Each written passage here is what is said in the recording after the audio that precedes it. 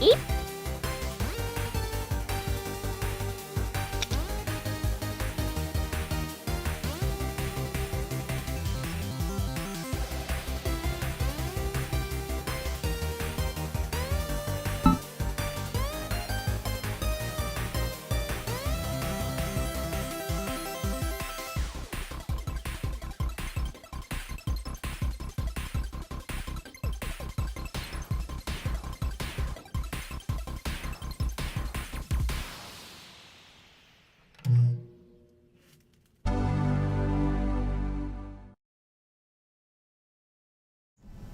Hello everybody, I'm Steve from Mac84, and welcome to another Mac84 live stream. Hope everyone is doing well.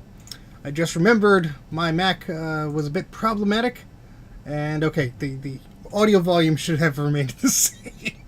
Happy Friday everybody, hope everyone is doing well. My goodness, it's been a terribly hot week, and Saul put it good in the comments, oppressively hot in New Jersey. It's been horrible. Thankfully, it's, 84-ish degrees? How about that?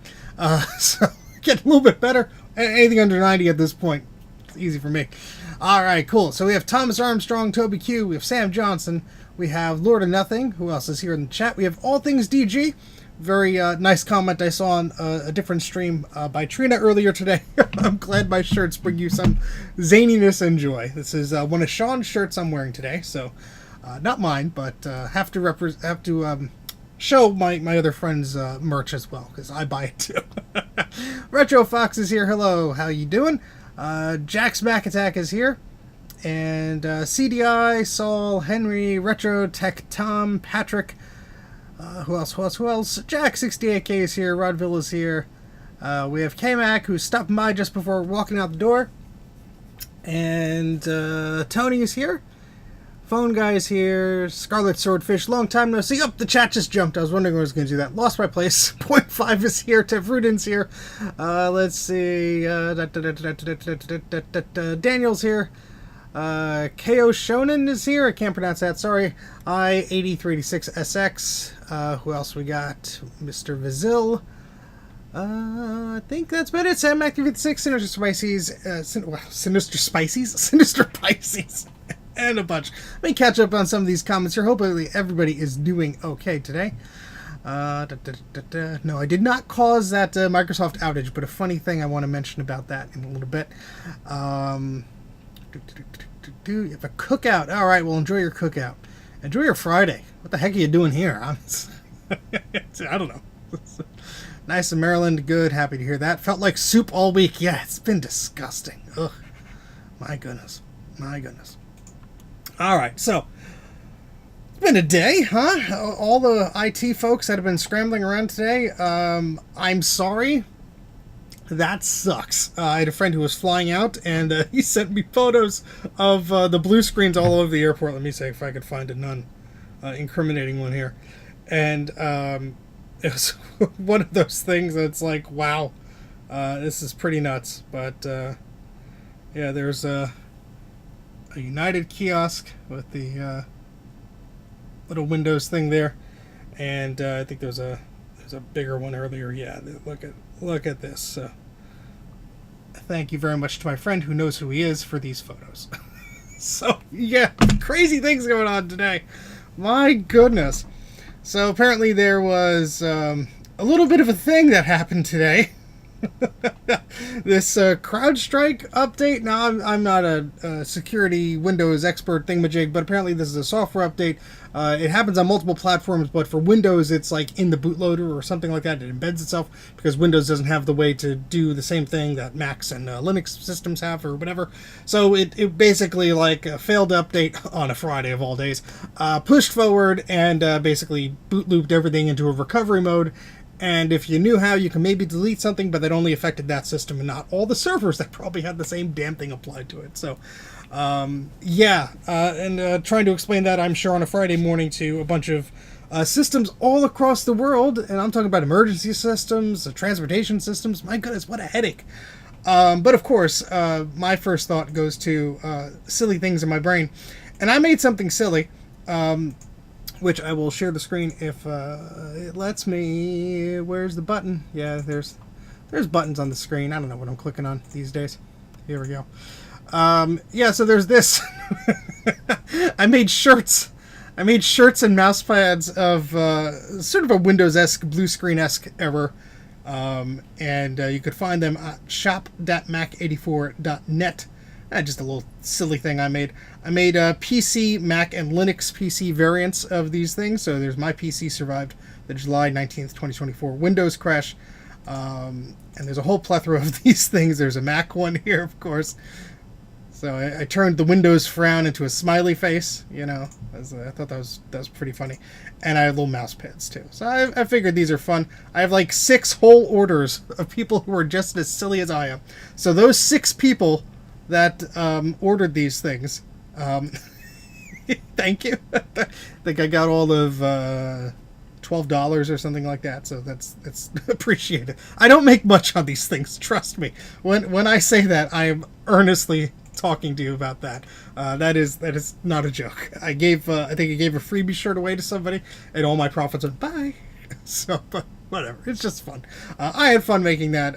Hopefully, anybody who is going through this hellish hellscape of a IT nightmare makes it through. But the reason I'm bringing that up also at the top of the hour is a journalist reached out to me.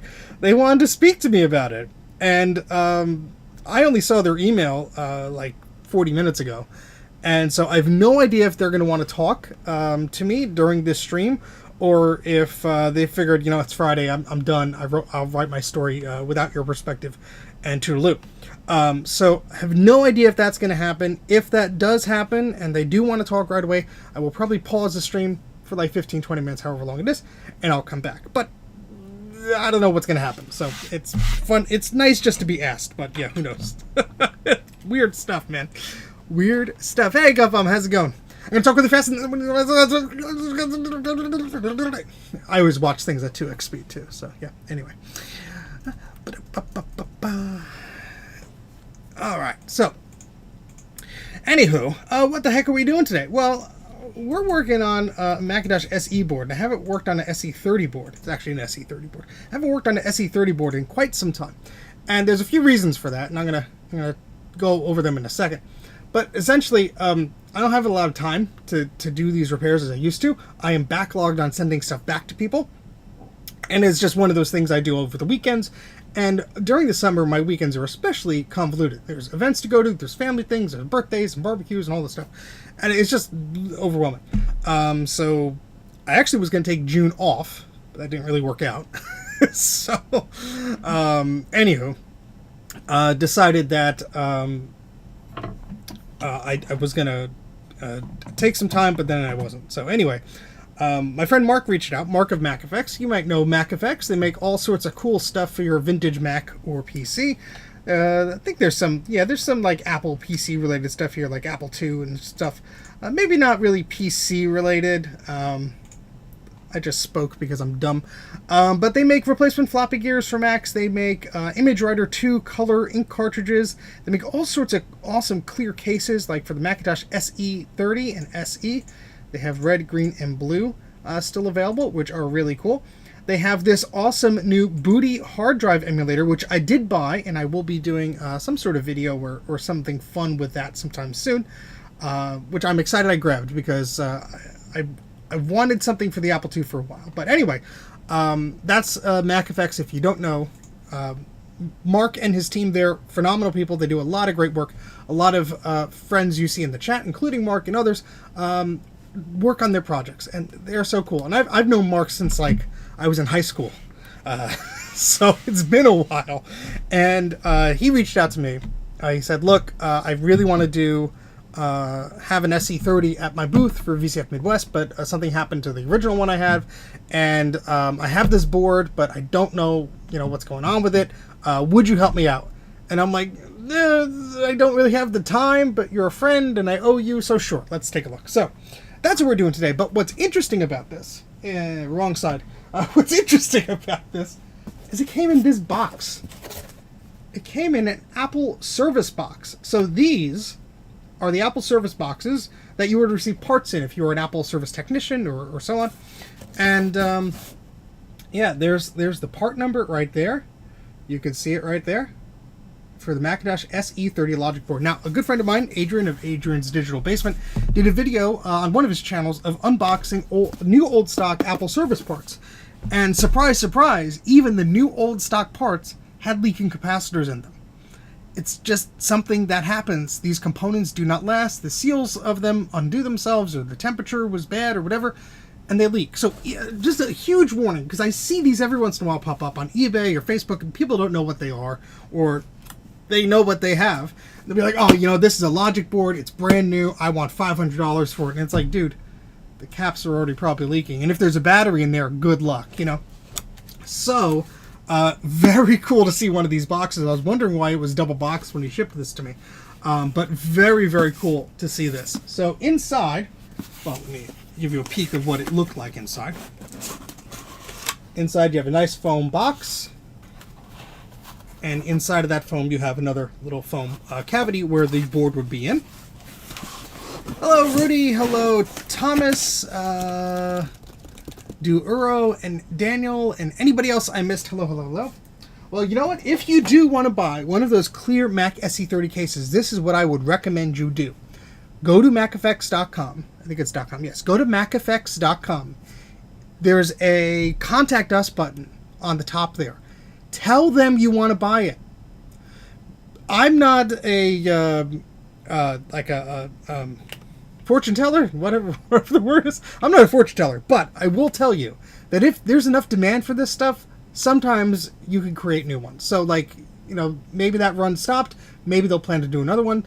Be vocal about it. Message them. Say, hey, look, I want to buy one of these. You never know. So don't give up hope. Pizza's pretty warm. Yeah, that will keep a pizza pretty warm. And it would also keep capacitors pretty warm. How you doing, Colin?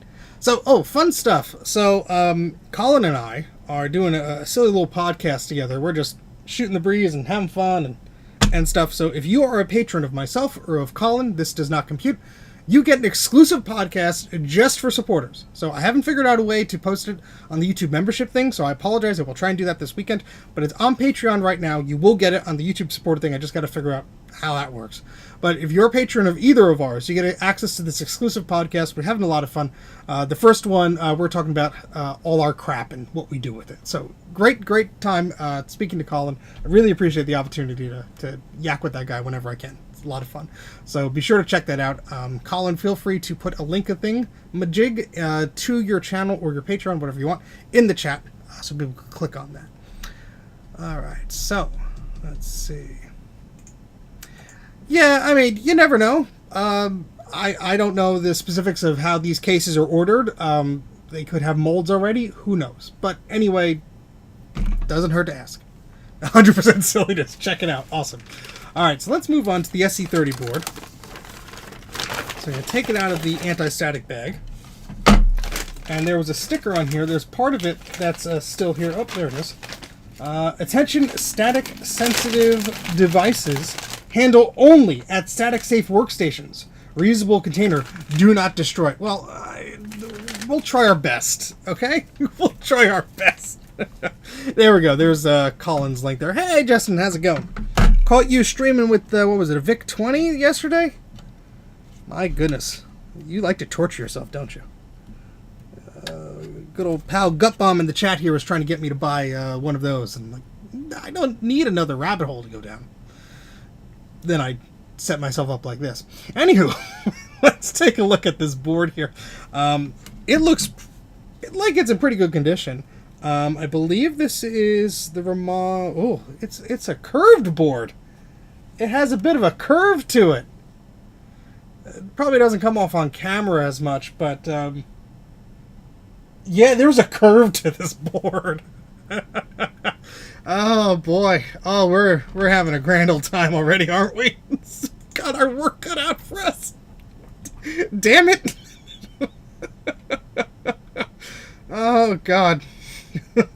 Why do I torture myself with these things? So there are two revisions of this SE30, and I'm going to Bruce of Brankus Creations website here. I believe this is the earlier revision. Yes, because it does have the socketed processor. Duh. I'm paying attention to the cap here. I should be paying attention to the processor. But Wonder computer. I have a Commodore 64 I don't really touch, so, you know. But yeah, there's a very gentle but sweeping curve you can see across this whole thing. It's probably not visible on the camera, but it's definitely happening.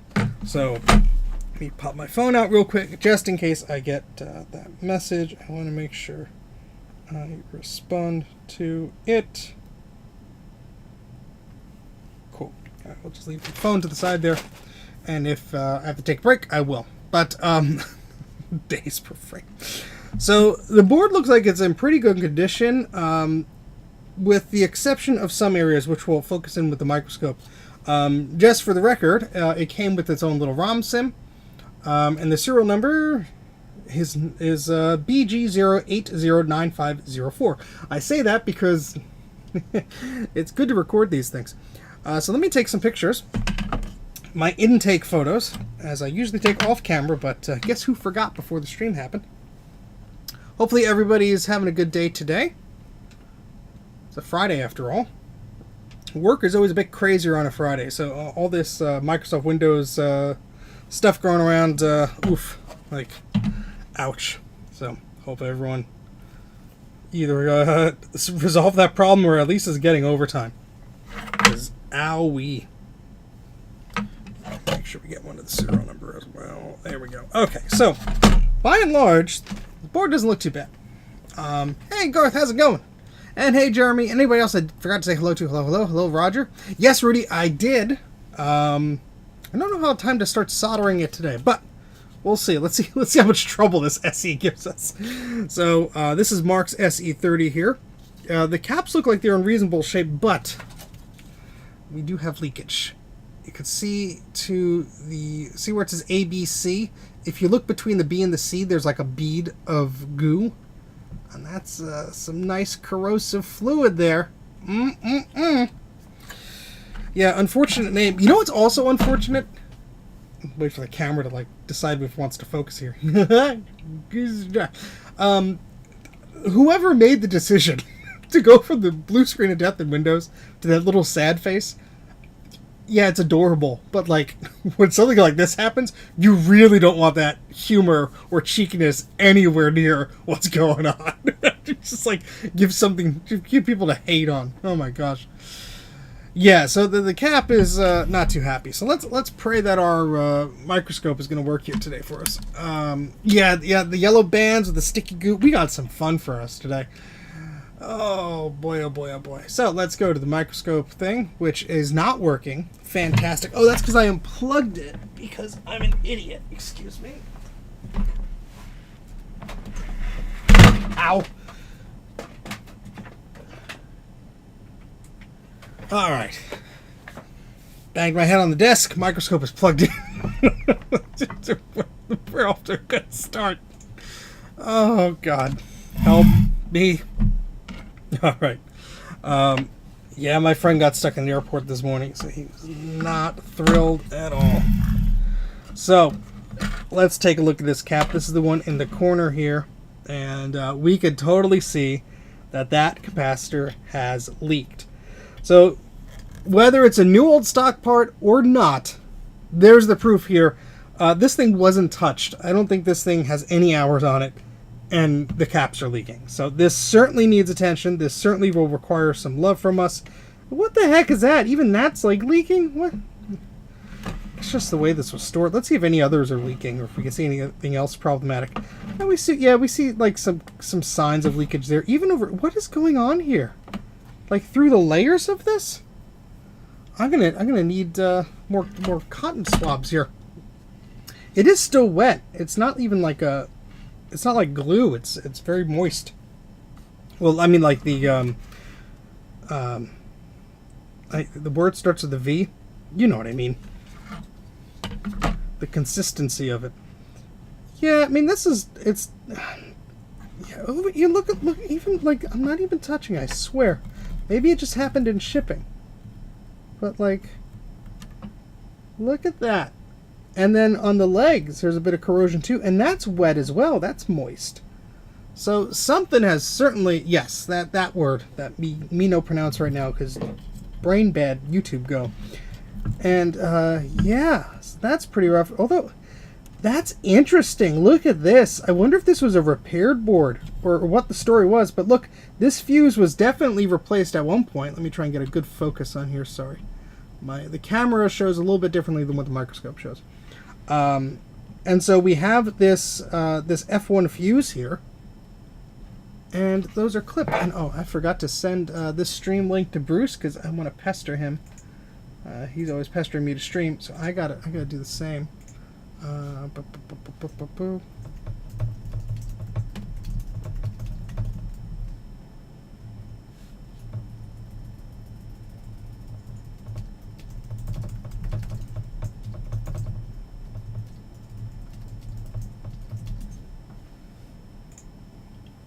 All right, sorry. May have been a board that was replaced by Apple. Yes, so that also is one of the other things you have to be aware of. When you see these new old stock parts, it might not be new old stock. It could very well be a board that was sent back to Apple because it had some problem, and it just, stayed in that box. But I'm seeing a little bit of corrosion here or there, definitely by the legs of this chip here. Definitely over here. Definitely over here. This is getting a bit more concerning the more I look at it. So I should just stop looking at it, right? Definitely under that cap there. Yeah, that's probably the worst one we're seeing so far.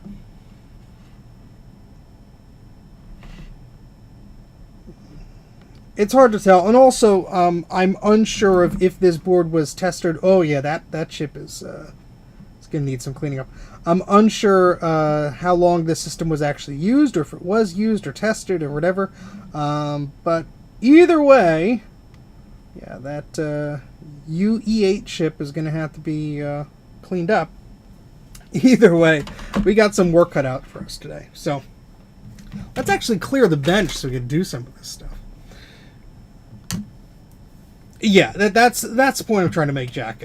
Any board, no matter if it's new, used, or has been sitting untouched for 30 years or so, is gonna have these problems, unfortunately.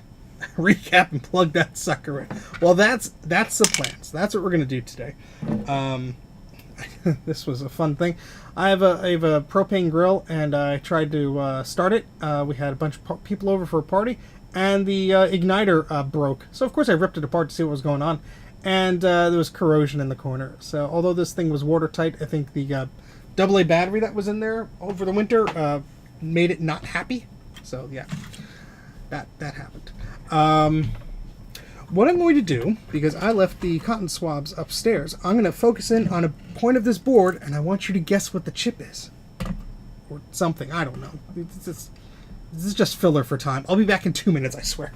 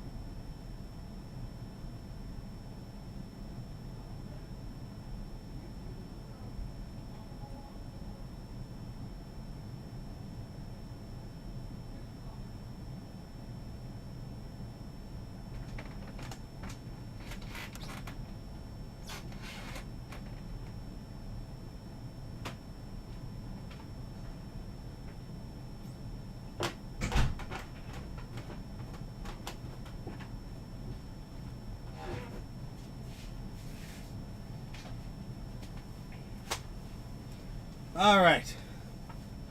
We've returned. No dance music. Sorry, Guppa. Oh, boy. Yes, Joshua. And I think you said you might have another system at one point. You are still on the list, but things keep happening. So, my apologies. I still have a bunch of stuff to send back to folks. So this was not a planned stream. It was basically a few days ago, my pal Mark reached out and said, look, I'm not going to have an exhibit without a machine, and I need this fixed. And I'm like, okay, yeah, we'll go. Let's see how bad it is. Let's roll those dice. So if this doesn't work or it's broken, that's all Mark's fault, and I love him for it. Okay, so let's just try and clean up a little bit here. That little chipping question was next to the words, the ROM sim, and so it's one of those memory mux chips or something like that.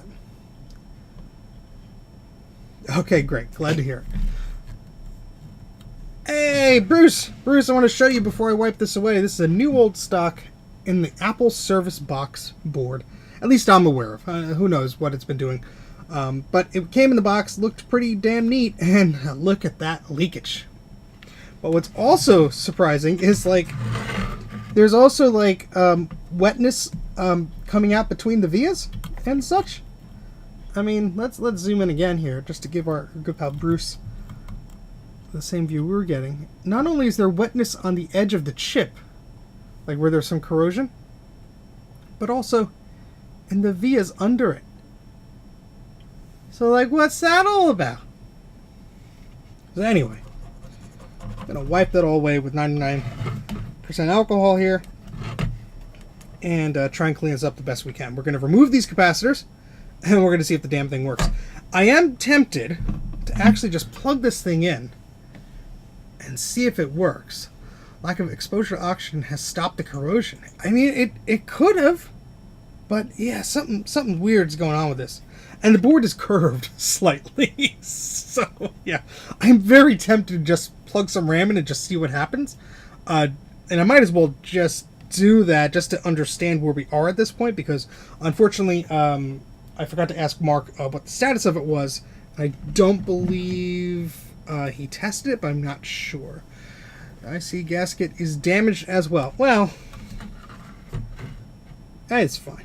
We'll fix it. So let me get some memory, because this did not come with some.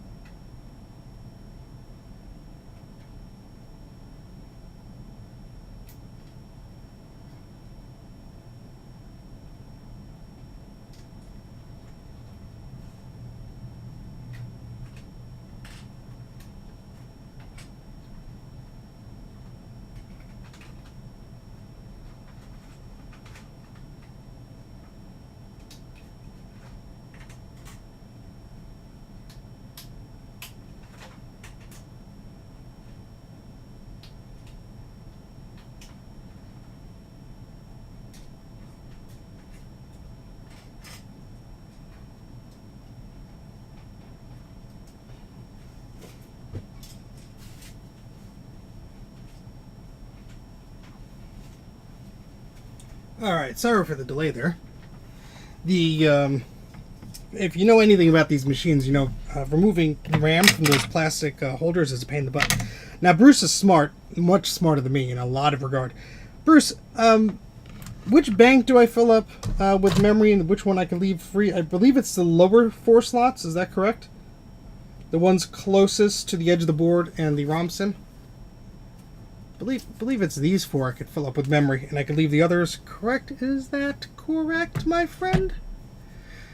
I reckon it would work if you plug it in. Bank A. Yes, thank you. All right, so I have 4 16 megabyte RAM modules, and I might not go with those at first because I believe you do have to have it up with 4. Now I have kind of matching sims here. I'm just asking for trouble here. We're just going to go for broke and just see what happens. But if not, we could get creative. I could steal it from my other machine.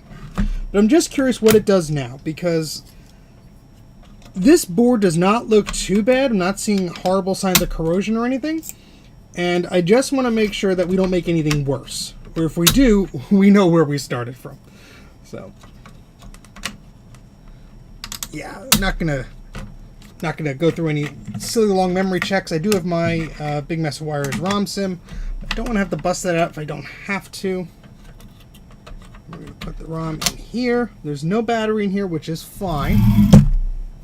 Yeah, that's the thing I noticed, Bruce, and maybe it's just on some of these recreation ROM sim situations, is it will either it will come up with a checker bar pattern while it's doing the memory test with some of those, unless I put 4 1 megs in the slots, just like how it works.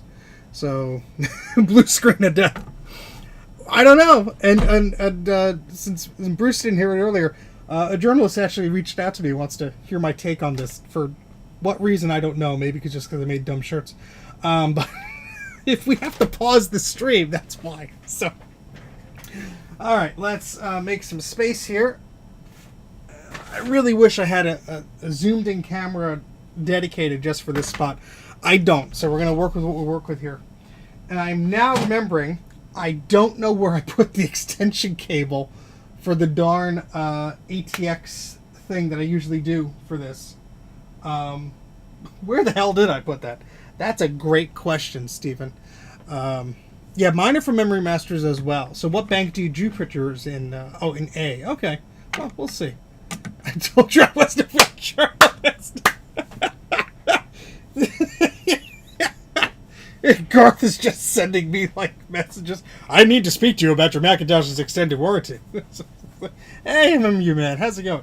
All right, let's figure out what we could do here. I can always just plug it in directly. I'm just wondering. I bought 2 of those ATX extension cables. Where they are is another point. But we're not going into an episode of Steve Looks for Something because I can get it to work without it.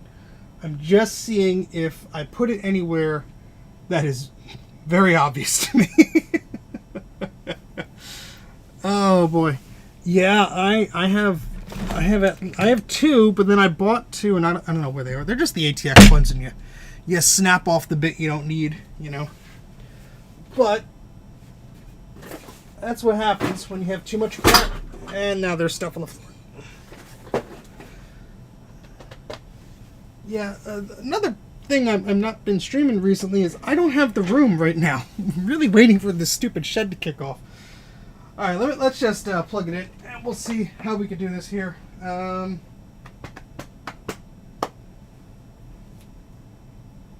saw this cable. It's going to drive me nuts. Anyway.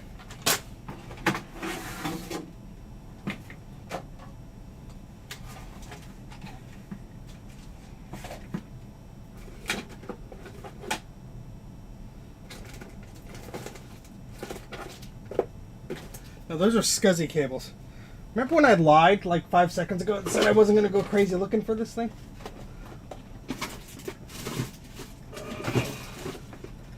That's a bunch of wires. That's a bunch of wires. Huh. Hey, Francois. Trying to fix traces on battery ROM 46. The method I wanted to try for the large traces didn't really work. Oh, that sucks. Yeah, well, I did find the scalpel. Thankfully, I didn't step on it. Oh, you know what? It's probably with the Mac Classic. Let me go find where I put that Mac Classic. Because that was, I believe, the last machine I was using with that. So, again, give me a second. I'll be right back.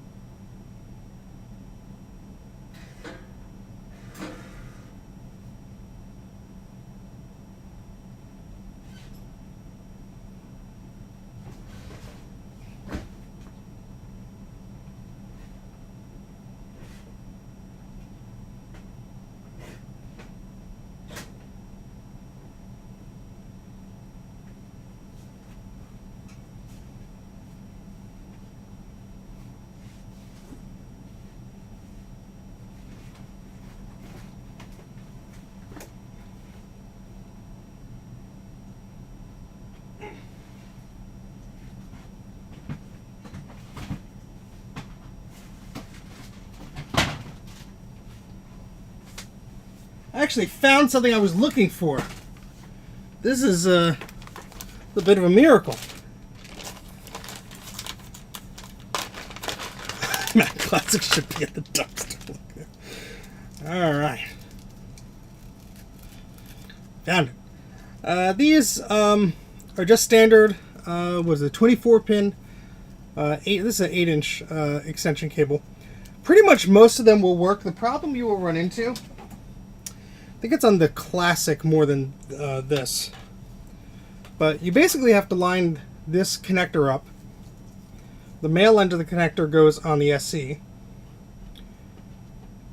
and you basically have to line it up so it fits, so all the shapes mate correctly. But I believe on the Classic you actually have to cut things away because and on this one too, this capacitor's in the way, so this is not really going to sit in there unless I clip it, which is fine. I have clippers, and I had the intention of doing this anyway, so we'll see if I hurt myself. Hopefully I don't. That wouldn't be fun. Well, it wouldn't be fun for me. I don't know about some of you. Yeah, it hits the cap. I think on the Mac Classic, it doesn't do that, but on this one it does. So that's why on the one I had previously, I had cut it to make sure that would not be a problem. So let me just do that briefly here. Exciting demolition in progress. My watch is telling me I stood up or something. That's always good to know. It's good to know when I'm working out when I'm really not. When the wires are too long, you must clip it. When the plastic thing is annoying, you must break it. Ow! Almost sliced my finger there. Oh, goodness. Hopefully everybody is having a good Friday. Tomorrow, Saturday, I guess, I could probably just snip off the, yeah, it was easier just to that. Tomorrow, Saturday, is the System Source Swap Meet taking place near Maryland or Baltimore, wherever it is. Go to VCFED.org for the information about that. They will hot link to the System Source page. It is a heck of a drive from here. It's almost 3 hours. I kind of want to go, but I also kind of don't because it's such a long drive. But if I do make it there, I will see you there if you go there. But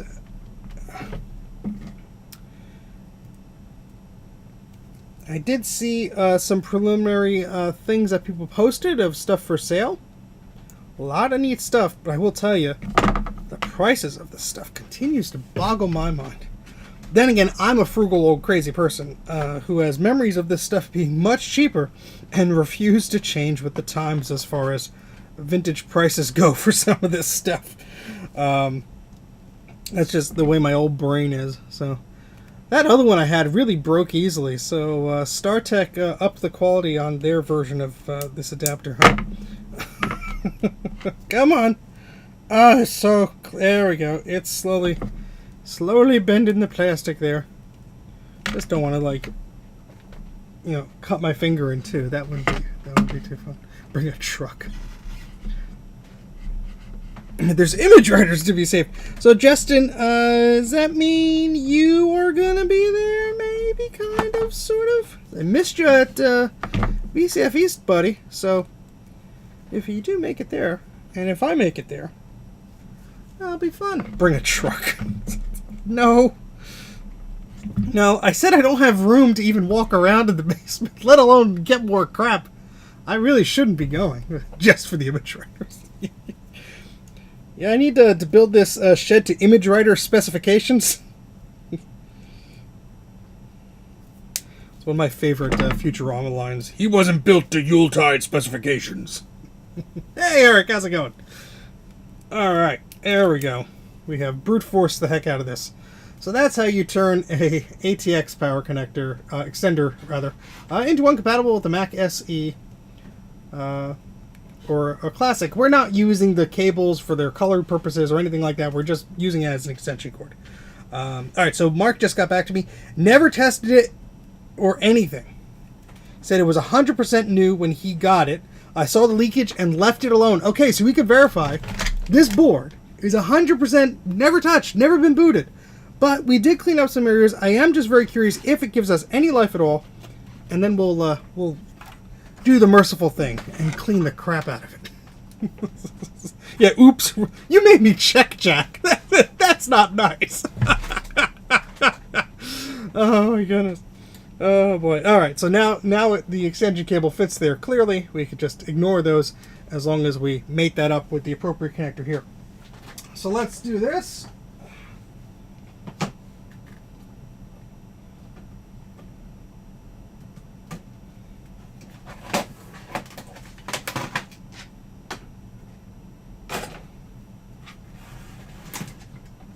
Get the sound cable over here because the sound is separate on the SE30.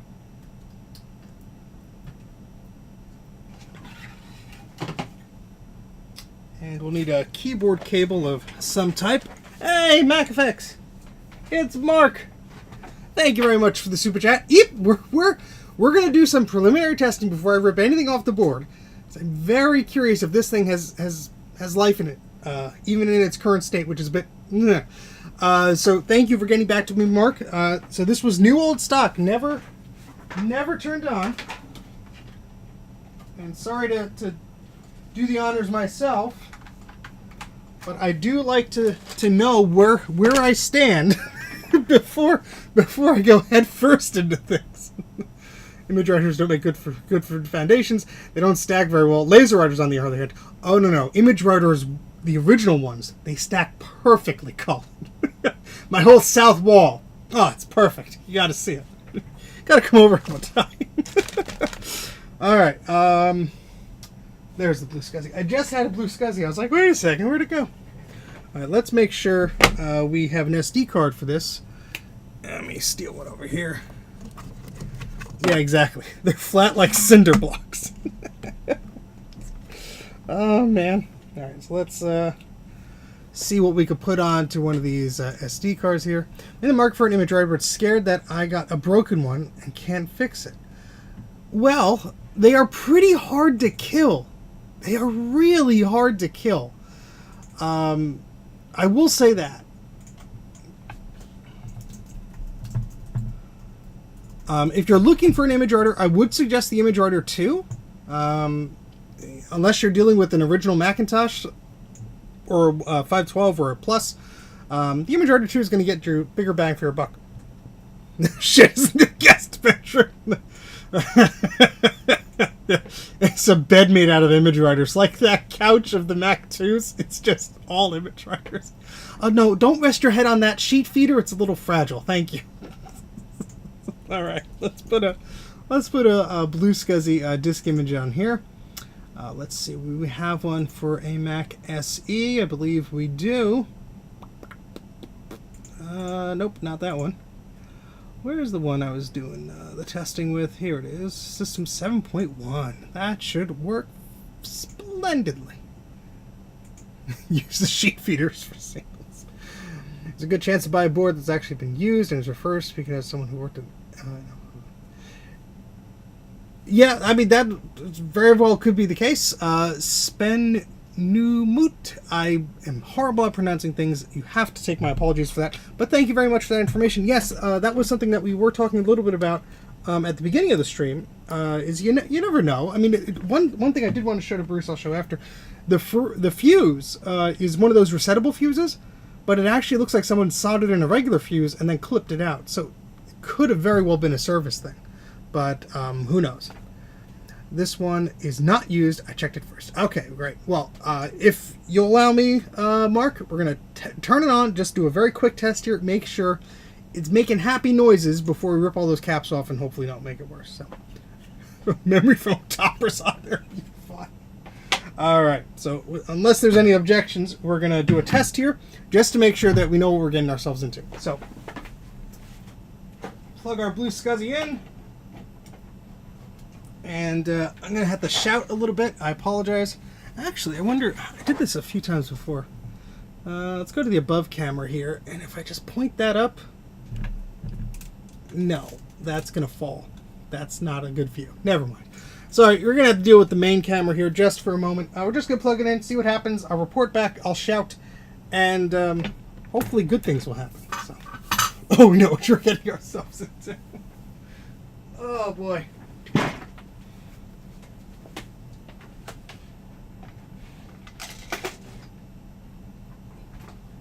Alright, here goes nothing.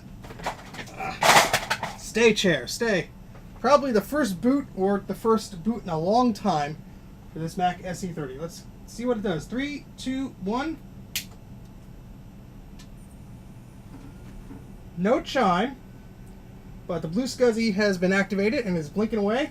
We have a cursor. I could also have plugged in the speaker backwards, who knows. The analog board on this thing needs to be recapped. That's my test machine, so it is what it is. But the mouse is moving, just waiting for it to decide if it wants to boot. There it goes. It's booting up. And we're going to shut it down right after because I do not want these capacitors to get more unhappy and leak. I'm just going to make sure, see if I get any sound out of this.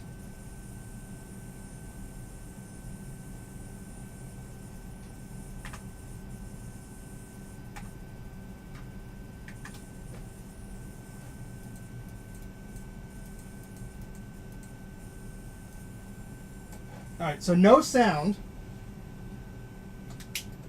I'm going to swap the speaker cable around and just try and boot it one more time, see if we even hear anything. No sound. Not surprising. But now we know where we stand, folks.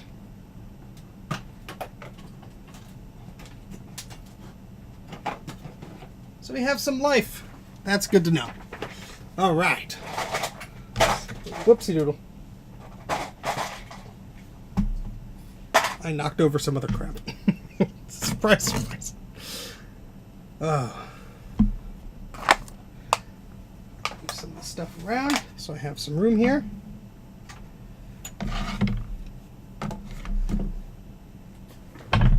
You don't have that crowd strikes off running. Let's hope not. Oh boy.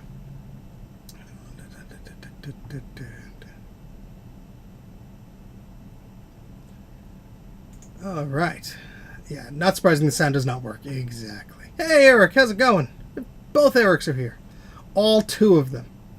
Any idea why my Console 5 tandem cab kit came with 4 electrolytic cabs, mostly for the sound circuit? Yeah, I don't exactly know, Daniel. I'm not an electrical engineer or anything, but I know some people have said, well, if you replace this with this, it sounds better, or it does this, or whatever. They might also have been out of something, and maybe they just used those as just what they had available to send to you. I'm not entirely sure. I'm sure there's a good reason why they did that, because they are smart cookies over there. But I do not pretend to know any more than I do. And while I am perfectly happy to use tantalum capacitors, I have seen others saying, well, you know, their tolerances are slightly different and this and that and blah, blah, blah, blah. I've never personally had any problems. That's not to say that you will not run into problems and what I'm doing is perfect and you should only listen to me. That is exactly not what I'm saying. But personally, I have not had any specific issues. Okay. Let's take all this memory out, as we do not want to risk harming the memory slots on this pristine Macintosh SE30 any longer. Alright, so let's get these caps off the board, huh?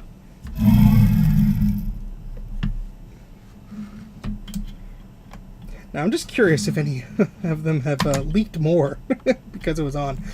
Believe it or not, you can actually see that happen. I do see a trace that is kind of giving way over there. Very hard to tell. Raise this up a little bit. You can see. Oh, you're not looking at the microscope, you silly goose, Stephen. There we go.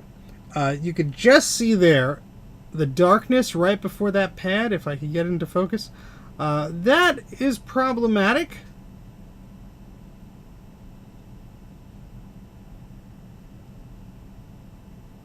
Victor, I have no idea what you're spouting on about, but it kind of looks like spam, so please be mindful. because, yeah. That does not look too happy. Darkness is spreading. Oh, boy. Okay. Yeah, there's some... I don't think I've ever really seen much of that. What the heck? What's that all about? It's like part of the chip, or... Oh, it's gooey. Oh, that's corrosion, I bet. I don't know, but it's not... Yeah, look at that. Get out of here. What is that? That is nuts. I didn't even touch this area of the board with alcohol or anything. What the heck? Yeah, this thing is going to benefit from an ultrasonic clean, I tell you. Alright, so what I'm going to do is I'm going to lower the microscope a bit, just because I did make it higher to work on a different board, and I'm not able to focus in into the areas I would like right now. So I'm going to have to lower it. It's a fungal infection. Let's hope not. Alright, so let's adjust this here. And I think... Was it over here last time?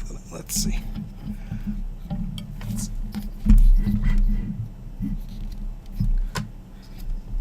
Let's see if that's too close. It might very well be.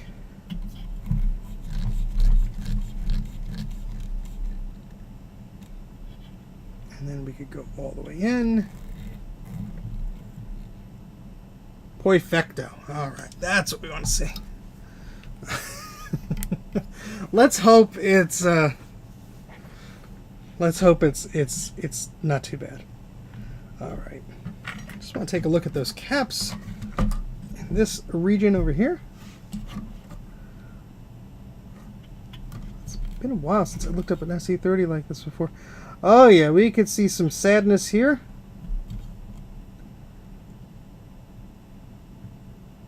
Definitely some corrosion pooling in that via. I am not making this up.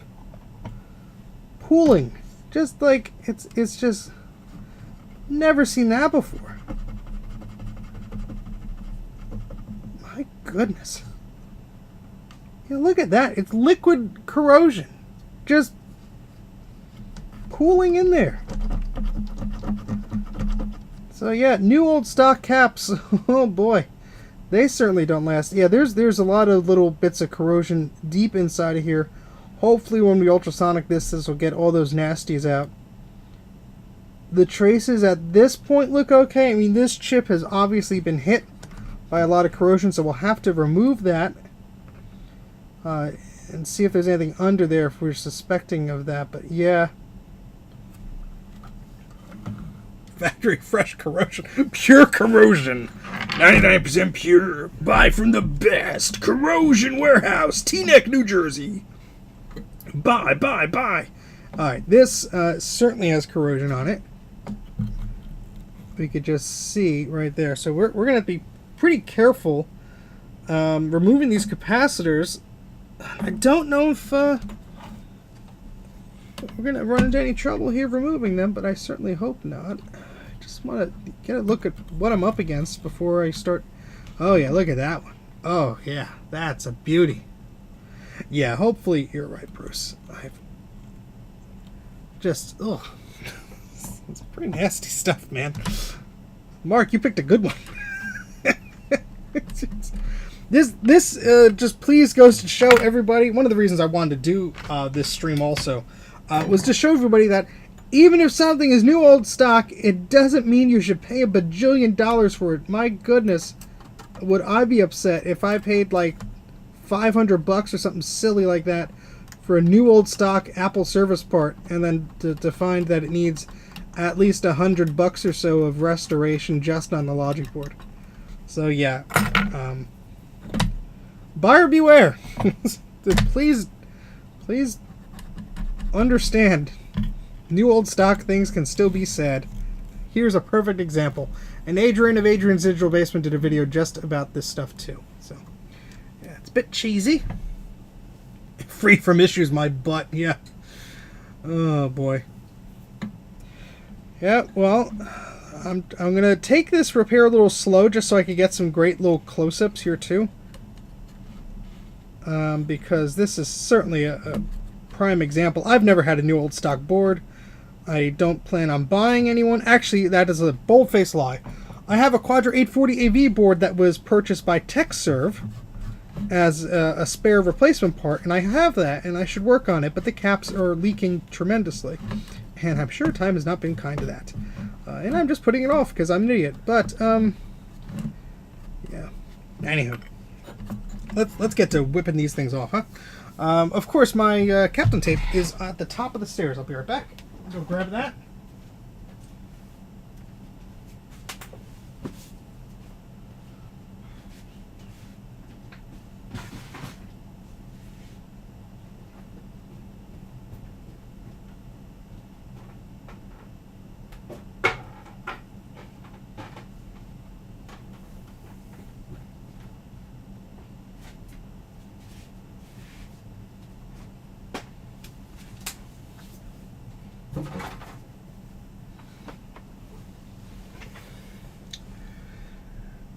Alrighty.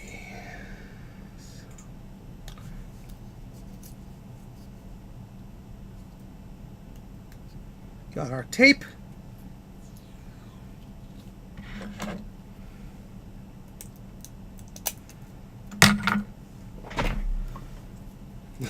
Recap elves will fix it for you. Yeah, I feel like if you send it to that Brankus Creations guy, he loves SE30s. He adores them, especially the problematic ones. Especially when you fix them and they break again. Oh, he just loves it. Oh, look at the green there. Yeah, look at that, buddy. Look at that.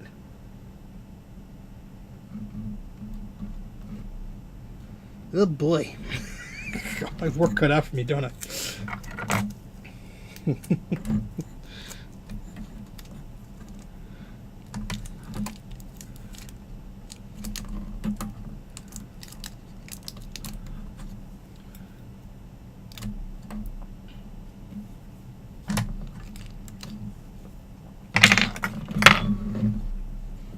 Now, what I might do with this board, because I really don't want to put a lot of heat on here, I might just cut the tops of the caps off to make it a little bit easier for myself.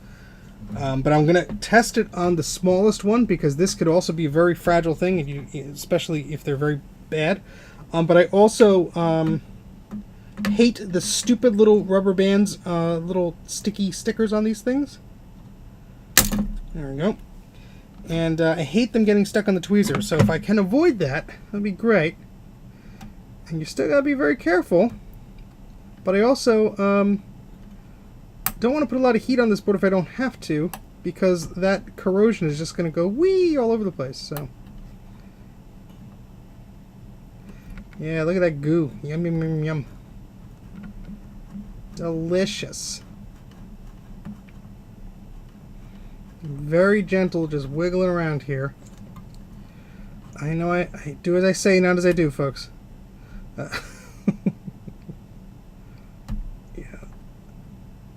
Yum, yum, yum, yum, yum. Oh, you can just see the just oozing out of here.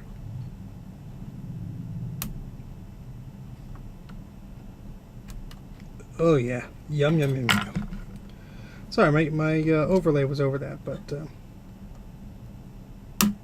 you do have to be extremely careful with what you're doing, because you can break things. But look at all the goo that was under that pad. This is what I wanted to show you, folks. Look at all that corrosion that was just under the surface of this new old stock board. Try and get a good zoom of that right there. When a backup comes along, you must clip it. Just keep feeding me the dumb song lyrics, and I'll make a fool out of myself. Oh gosh, I love you guys.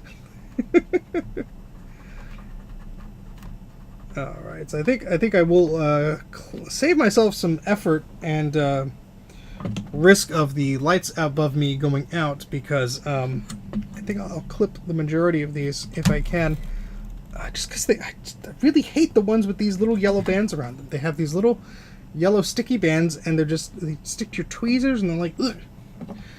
And if I break it, I'll just mark, my left arm or something. Mac 84 sings. Now you do want to do this very carefully. I am not twisting these off, but I am just gently clipping away. I'm just gently clipping them. This kills the capacitor.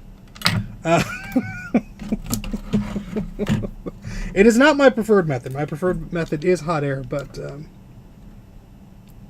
yeah. So much goo. So if I were to use hot air, and I've seen this happen so many times when I've done this, it will just cause that corrosive fluid to go under things that it may not already be under. And yes, we're going to ultrasonically clean it, but it's still not fun.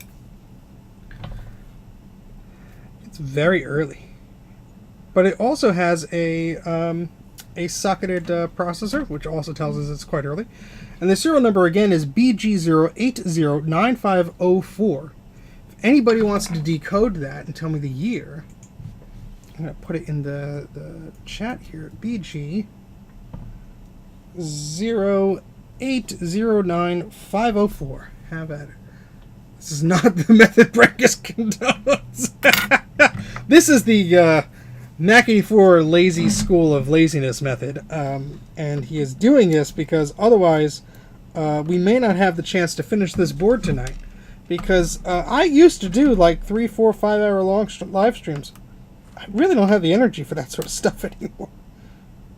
And I have some other stuff I need to get done tonight, because if I am going to that System Store swap meet, I gotta, ooh, this is a sad one. I gotta leave pretty damn early in the morning. So can't stay up too late.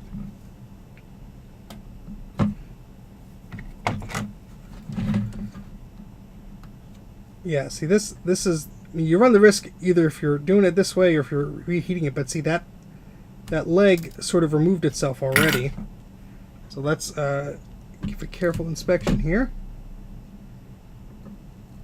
Probably just have to clip that one because this, yep, the leg already removed itself from there. So these might have been easier to just do that with, but I am chopping capacitors. Yes, I know. I actually should have only done it by here because that's where the plastics are. But I'm just, I'll do the other ones if I can, if I want to. But this is Mac 84 being lazy. I'm sorry. Really not my preferred method, because you could very easily, if you're too gung-ho about it, or if you are don't have steady hands, you could easily just rip the whole thing off the board, and that would be very bad. Thought you said crossing the streams was bad. So yes, I think if you're careful about it, if you understand the risks, you can do whatever the hell method you want. I'm still not a huge fan of the twisting method. Colin did a great video about removing capacitors, and I sacrificed some very bad boards to show him what my experience was with that. So yeah, I think either way, you just got to be careful. That's just, I'm making the decision to do this. I understand the risks involved, and I also understand that I'll have to fix anything I break because it's a client board. But I also want to be gentle. I don't want that corrosion going to places it doesn't have to be, because this will not get an ultrasonic clean right away. We do have to clean up everything on this board. Look at that. Just fell right off. We do have to clean everything on this board. And we have to do it carefully. And look at this. This is a prime example why I don't prefer to twist caps off, because look how weak this is. Look how weak this pad was. This little leg of that capacitor onto this pad. I guarantee you, if I put a lot of pressure on this pad and I was twisting it around, this would have ripped right off of the board. Right off of the board.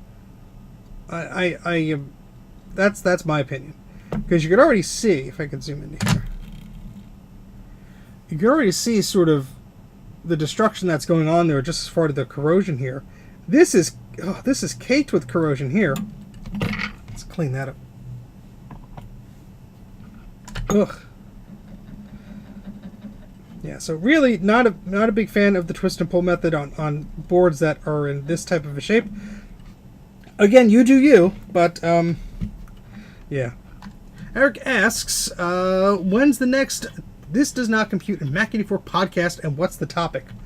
Well, not going to spoil anything, but we did record it, and it will be out soon. So if anybody has no idea what the hell I'm talking about, my good friend Colin and I from the This Does Not Compute channel on YouTube, and I have decided to do a little bit of a fun podcast of sorts. It's just the two of us, very low-key and just hanging out. It's on our Patreons, and I do have to figure out how to post it to the YouTube membership thingamajig. It just does not give me a good option to do that, so I'll probably just link to a file or something like that. But if you subscribe to my Patreon, or Colin's, at least mine, it's at any level, as long as you give me a buck or whatever, you have access to it.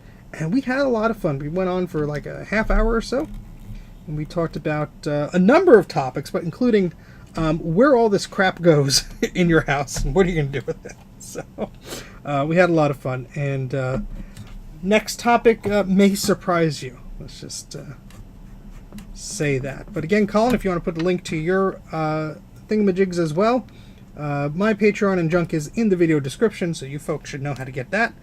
But I had a lot of fun doing that. I hope we could continue doing that. Not really sure exactly what the schedule is going to be like, or how many more we'll do in a certain amount of time or anything like that. But if you keep saying, I like this, and leave a comment and like and all that stuff, that tells us we're doing a good job. If you don't do that, we have no idea. So thank you very much. Appreciate it. Vintage coffee coasters. Oh boy. This board is like the gift that keeps on giving. Look at all this. Ugh. Thank you, Colin. Oh my goodness. Ugh. That's terrible.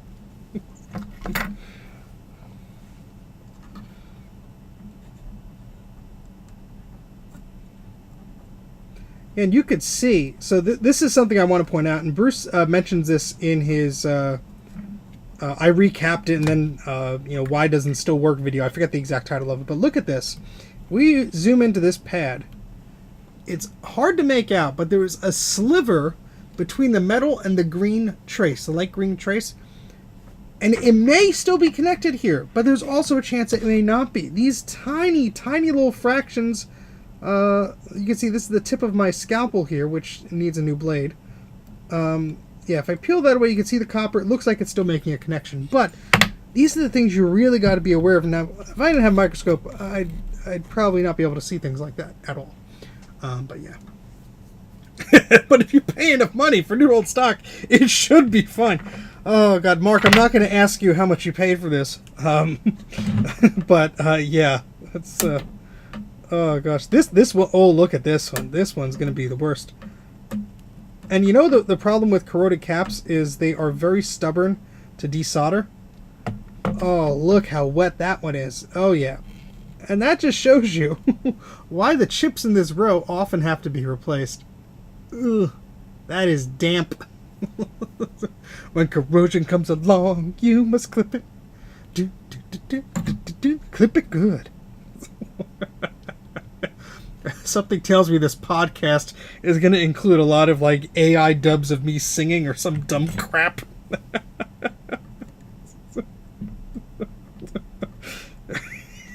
Why did my Patreon suddenly explode? Oh, people like hearing me make an ass out of myself. Yes, it's very moist. Ugh. Yeah, that explains why this chip often is sad. Because this cap leaks right on it. Right on it. Sometimes, I've seen it take out the crystal too, depending on how this thing is stored. Hopefully, just needs a good clean. Fires on GarageBand. Honey, come to bed. Not now. I'm busy mixing our latest single. Look at this too. I don't know if I could show this on camera. There's blue on this board. There's a hint of blue. You see that? I don't know if that's corrosion or what. But there's a lot of blue. And it's on the side. And it might be more visible from this side. You see that?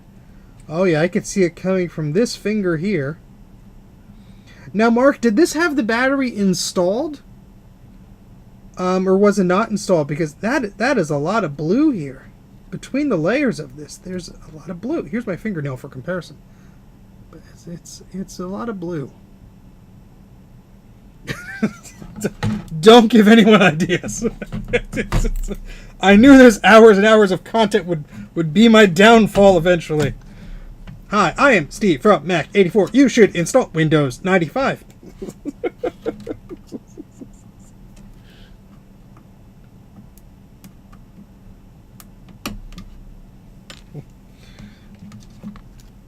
It was not installed. Oh, thank goodness. Yes, because I did notice you included a battery.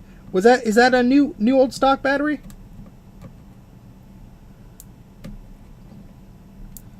I mean, a newly purchased battery. I'm sorry. That's what I meant to say. So it looked like a newly purchased battery.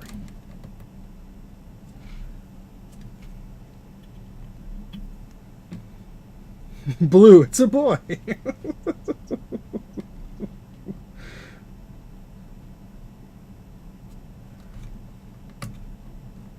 Oh boy.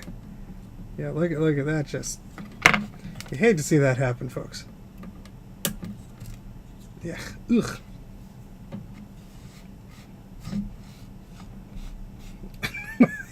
One line at a time.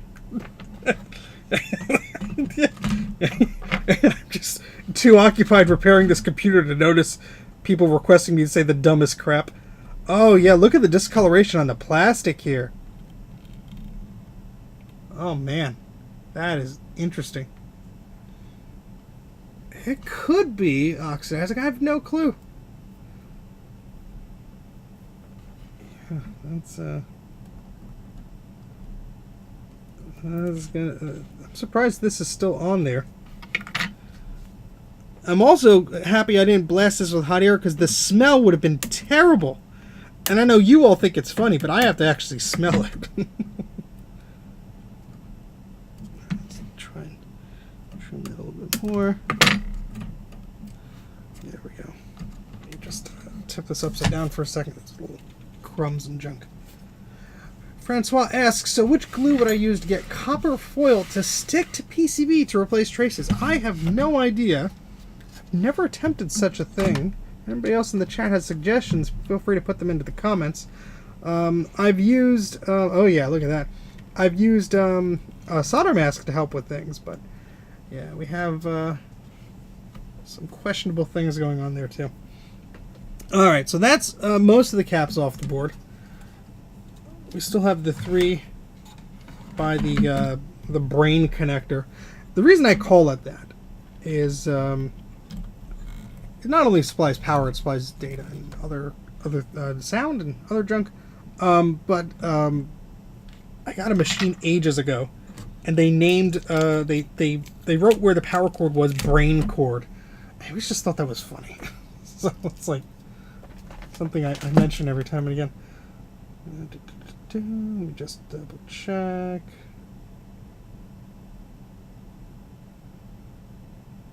And thank you, Bruce, for always being a vigilant moderator. Appreciate it. Our good friend Dana from the Mac Yak Show sent me this image. I gotta share it with you all. Hold on. It's, you know, those old I'm a Mac, I'm a PC commercials. That's classic. I love it. Yeah, they're not wrong, I guess. It gave it life. No, Garth, now I'm starting to question if that was really you impersonating as a reporter. They didn't really want to talk to me about my opportunistic merchandise. Oh, boy. So far, it looks like we caught this just in the nick of time. Yes, there were some questionable areas, but I've seen much worse. And of course, we did see it boot up, just without the sound. But it did seem to boot up happily. So, and Bruce calls it the umbilical. It's also another good name for. Oh, look at the carnage under. Yeah, that just took the leg off too. Yeah, Some of these are in such bad shape. And this was probably on for testing or refurbishment or whatever. And this, I mean, the board looks like it's really in perfect working condition otherwise. Like, you would not know unless you looked at a microscope. I mean, there's not dust on it or anything. I'm probably adding it to it as I'm speaking over the damn thing and spitting all over it, but, you know. I have a power supply that has power supply etched onto it. That's great. That's great. Just in case you forget.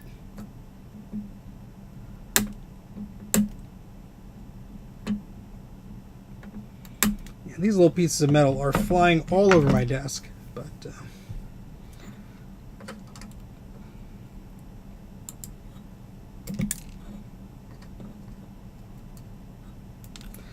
and no surprise at all, these have all leaked terribly, with this one I think being the winner. Oh my gosh, this row is the biggest culprit so far.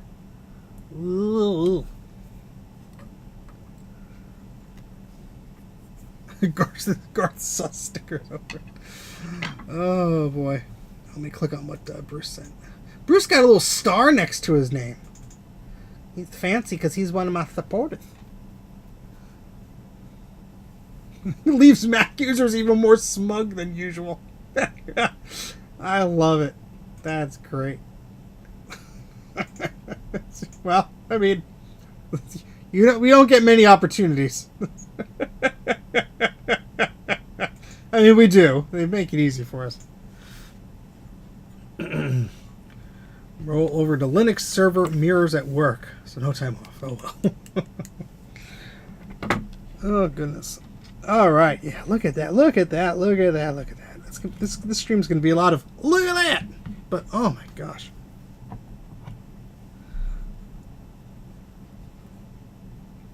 Yeah, we don't want no stinking corrosion on this board. It's already had enough. Thank you very much. So I'm just gonna do what I can to just get some of this crap over here. And we'll have to do this again after we remove all these little pads with our soldering iron. Then we're going to smell some lovely stuff. I can guarantee you of that. Ooh. Some of this metal out of here. All right, no worries, Bruce. We'll keep some of the good stuff for you. All right, so that's all the capacitors off. I know it's a little bit of an unconventional method by my practices, but really didn't want to heat up this board and leak electrolyte anywhere else. I also did not feel like having that smell permeate throughout the basement, which I'm going to experience soon no matter what. But does anyone want original Apple new old stock capacitor bits? Rare. Steve Jobs? Anybody? Wait for the camera to focus. There we go. Look at that. It's delicious. Absolutely delicious. No? Going once? Going twice? In the garbage they go. Alright. He holds for applause. Let's put our memory over there. Let me get my water bottle. I'm a bit parched. No low balls. I know what I got. Oh, where's my mute button? I'll just put the physical one.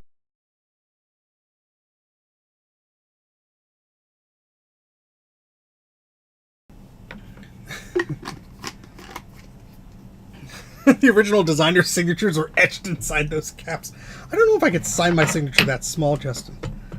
It's a good challenge, though. Alright, so what I'm going to do is I'm going to turn on my little, well, I was, until I realized it's not plugged in. I'm going to turn on my fume extractor. Because Bruce did a great video on this little dealie he got. And, yeah, breathing in all these chemicals and junk is not really good for you at all. Like, it's bad. I just moved my microphone, didn't I?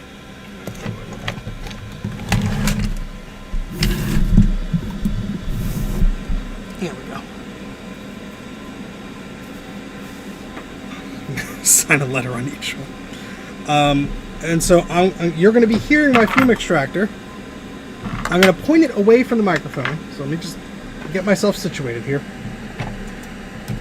I apologize if it's noisy, but while this stuff is fun, I don't want to cause myself irreparable harm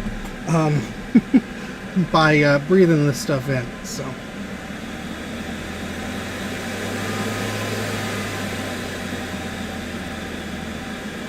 That should be good enough. Unfortunately, I have an older system. I don't have any filters or anything where I could filter out this sound that much. So if it's really bothersome, I could lower the volume a bit. Yeah, I do. Oh, wait, I have the wireless mics. Let me. I go upstairs and switch to those. Let me do that. I'm gonna put on the "Be Right Back" music, and I'll be right back.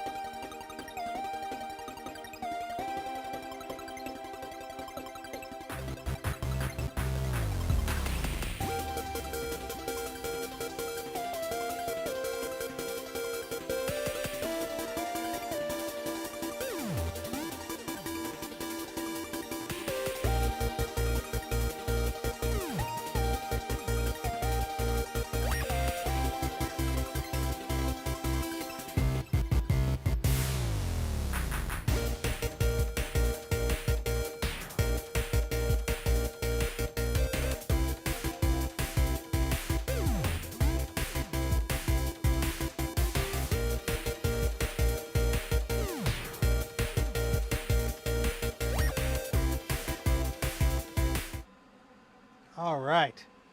Hopefully you don't hear as much noise with this. I believe it is cranked up all the way. So if it's not as loud as before, there are buttons I can adjust on this thingamajig, I think. But the last time I did this, I messed things up. So you could all tell me how it sounds from your end. I think I could punch it up just, yeah, that's about the most. I just stood up. Much better. Okay, great. Yeah. Excellent. All right. Let's hope that the battery lasts, huh? It's fully charged, so we should be okay. All right. Thank you for the suggestion, Colin. Because, you know, you have these things and you forget. All right. So what we're going to do now, HD Steve, in my ear hole.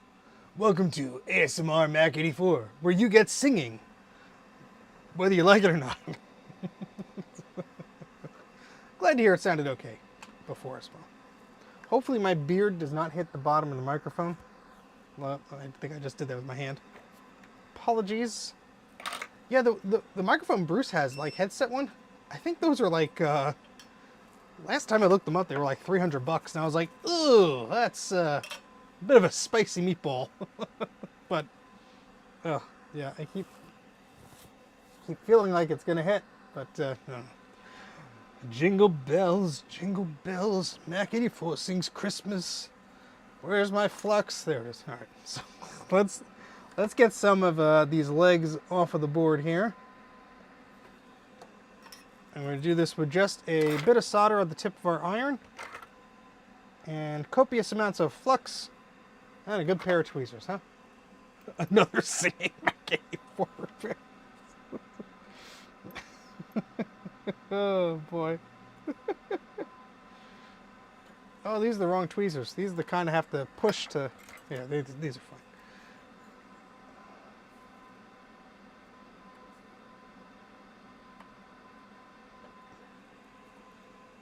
This needs to be turned up a little bit more. Jingle bells. If I do Arnold Dahl, I'll just ruin my voice. There's this guy on Instagram who does it like a billion times better than I do. But I will remind you, mine is not trying to be Arnold Schwarzenegger. Mine is trying to be Conan O'Brien's staff's impersonation of Arnold Schwarzenegger. So there's a bit of a difference there. Is he just clearing his throat, or is he singing? Yes.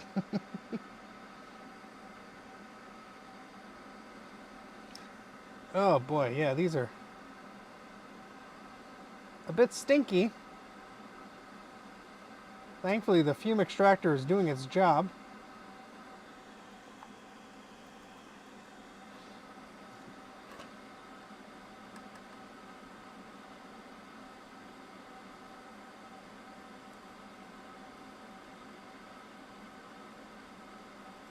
Ugh, disgusting. Yes, the fish smell has arrived at the station, my friends. Rudy knows that smell well, I'm sure.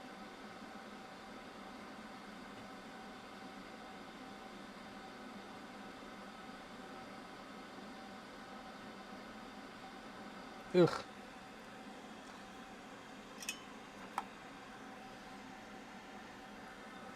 So just with a little bit more solder on my iron, just going back over here, touching these up a bit. We will have to clean these further. I'm also trying to get this little nub here, and Bruce has pointed out in his videos, but that little nub is like a little glue. It's a little adhesive that they would use on the factory for those pick and place machines. So the capacitors were already like adhered there, so when the machine would go to put the little components on and then later solder them, it would help keep things in place. It almost looks like it's eaten through a bit here. Look at this. Well, it just could be how it is, but interesting either way. Hello, wow. Hello, Steven. I can't speak today. Hello, Toiletius Toilet. How are you? Hi. All right. So those are cleaned up a little bit. Let's move on to this this row of happy capacitors.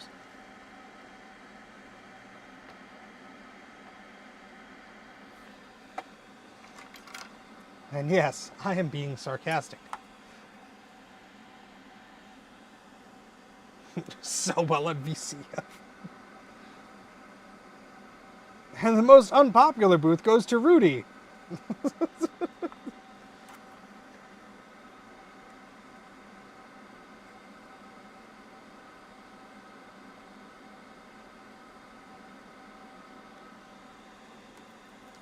So just putting my iron in my little solder coils to clean all this gunk off of them, but oh goodness.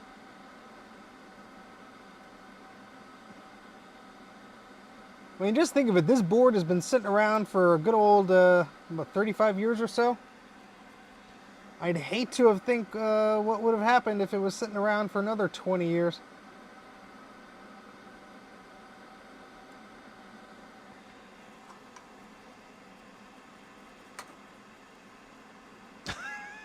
Jars of dirt. Why not jars of dead caps? I think that environmental protection guy from the Ghostbusters movie is going to knock at my door. You're selling hazardous e-waste without a permit?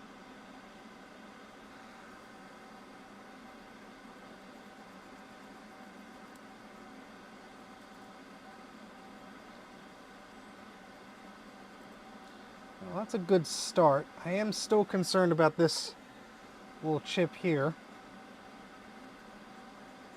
But we shall see. And also about this here. Might clean up well. You never know.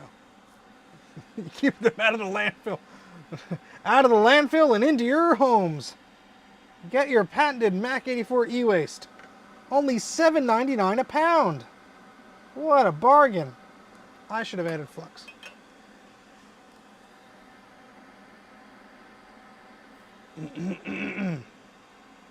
Body spray.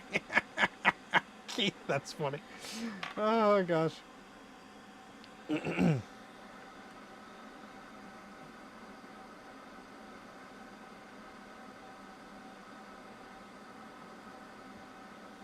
How many people are watching? I should be able to tell, but I minimized that screen. Let's see. Ooh, I just got a whiff of that. Ugh, that's stinky. We have 53 people watching and 33 likes if this panel is to be believed. If you are watching and are not subscribed, please consider doing so. It encourages me to actually do more content. And also, it's free. Why not? Plus, it allows you to chat in the live streams. And be notified when I do more stuffs. Like live streams or videos and junk like that. I also have a Patreon, mac84.com. I'm sorry, mac84.net is my website. Patreon is patreon.com/mac84. For as little as $1 a month, you get exclusive access to podcasts now. And behind the scenes goodies, drafts of videos, all sorts of crazy stuff. So consider doing that if you please. Shiny soda. I can't say it like Bruce does, and every time I try and say it, it's just a cheap imitation. But Bruce is not here; he's in the shower, so we could try again. Soda? Still not that good. Still not that good. I tried. All right, moving on to capacitor lucky number 13.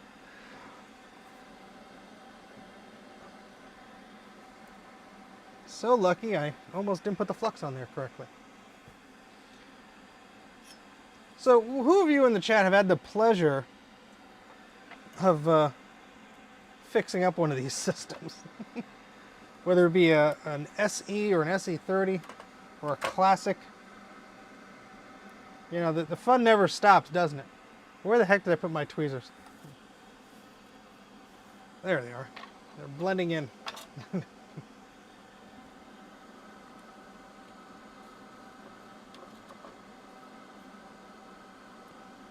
I know it's hard to see. I'm just trying to get closer to the fume extractor without melting any plastic. So forgive me for the odd angle.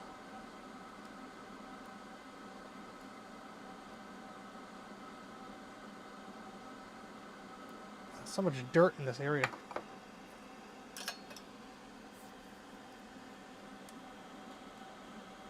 Properly working computers aren't as fun. You got that right, Sam. I see there took a year of frustration on and off. Oh, I believe it. Apache Thunder, long time no see. Recap to N64 power supply. Luckily, all through hole. Only 7 volt on the 12 volt rail. So it was obvious the cause of this random reboots of your Nintendo 64. My goodness. My goodness. It was the ROM. Yeah, I've had video ROM issues. I've had the UE8 chips cause issues. I've had bad solder joints cause issues. All sorts of weird crap.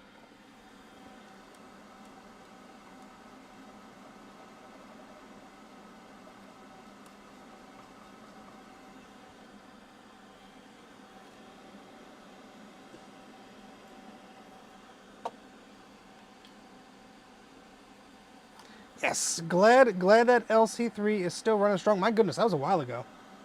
But happy to hear it. I do have a Color Classic I have to get back out to somebody. But that was, thankfully, fairly straightforward. No visible corrosion. And the original battery had not leaked. My goodness, Marcus, that is lucky. That is lucky. I had the pleasure of doing exactly this for an SE38. Also with sound issues, had a battery bomb, had to replace some of the transistors near the battery to fix the sound. Well, let's hope that this is not that bad, but we'll see. Cleaning things up slowly. Slowly, slowly, slowly. You don't want to rush on these things. Now it's very apparent to me how bendy this board is. I'm pushing down. That's how much give this bend, this curve of this board has. So yeah, something to note.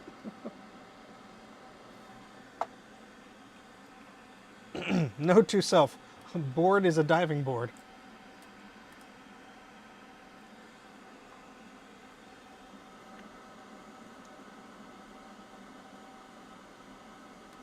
So we're just taking the legs off these and just trying to freshen up the pads while we're doing it. We'll come back with another pass and clean these up maybe with some solder wick when it's time to put the capacitors on in a little bit. But just trying to get some of that grime off, because that's another thing with old solder and this crap. It can be such a pain to get these clean sometimes.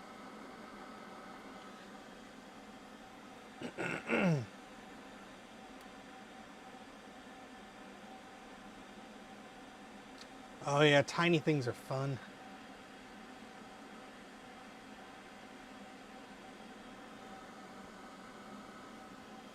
No, you didn't. You didn't miss testing. We have one more cap to clean up. Then we're gonna clean up these pads in another fashion, and start putting caps on the board. Make Mark happy. Although Mark should be very happy right now, because we did confirm that the board does work just without the sound.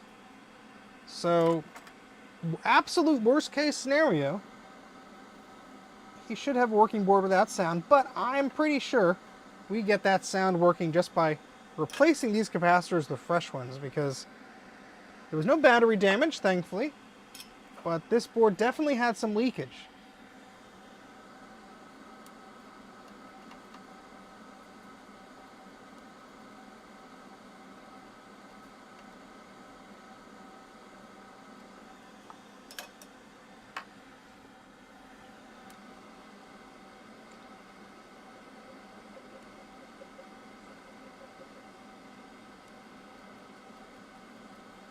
I'm just cleaning them up with isopropyl alcohol here.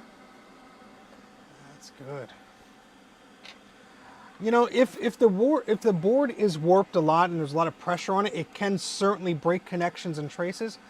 Since this machine booted up, I'm gonna guess it's just the way it is. To be brutally honest, it does look like somebody, and this is just a hunch. Let me switch cameras here.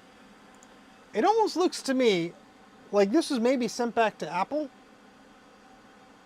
and they put the ROM sim on, because like it's sitting a bit tall from the board. It might be extremely difficult for you to see this, especially when it's focusing on my head. But look at the gap there. I could fit a piece of paper there if the camera wants to frickin' focus. There's a gap between the memory modules and the ROM sims. So I don't know. Maybe it's just the way it's settled. Who knows?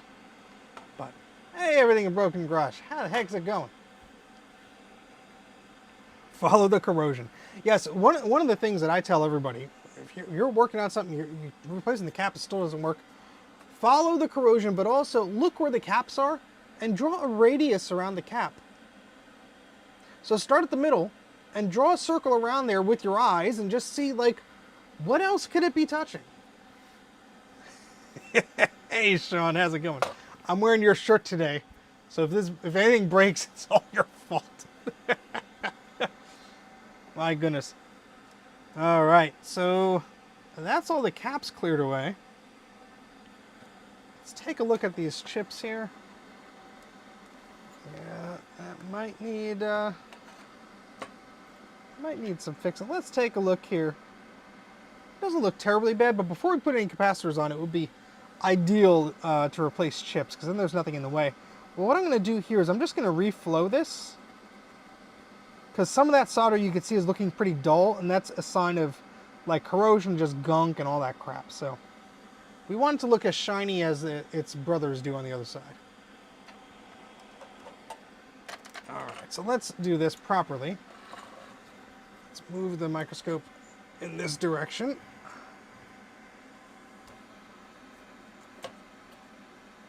Oh, wrong chips. Those need it too, but I'll do this one first. It doesn't look that bad after I cleaned it up, but you know, we're here, might as well do it. So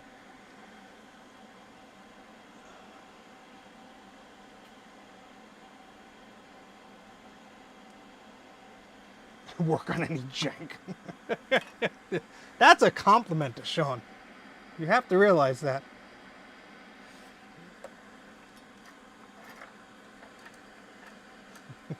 He's just busy installing Justin Bieber Linux on things. That's what he's doing.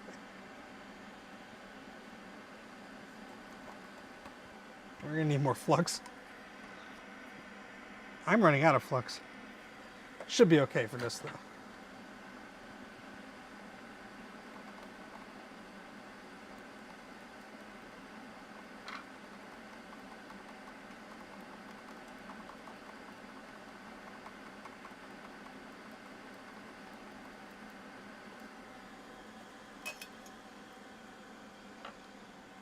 I only work on Jank Retro Incorporated.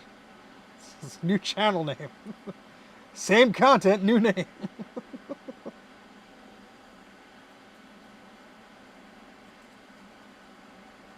That's looking a bit better. See, if I take the tweezers here, just go in between. There is just some gunk just hanging in between there.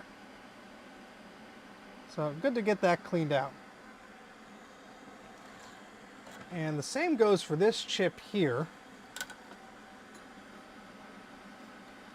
And this guy right here. These two actually. Oh, this one's not. They're all not looking too hot. I'm gonna wager though that they probably still have good connections. This is just, you know, a laziness talking here. But because the video was working, now I'm gonna reflow all of them. Just because, you know, we're here. But since we didn't get a SEMA CMAC or whatever, I don't think these chips are bad or anything. But they certainly could use with a little bit of help. So.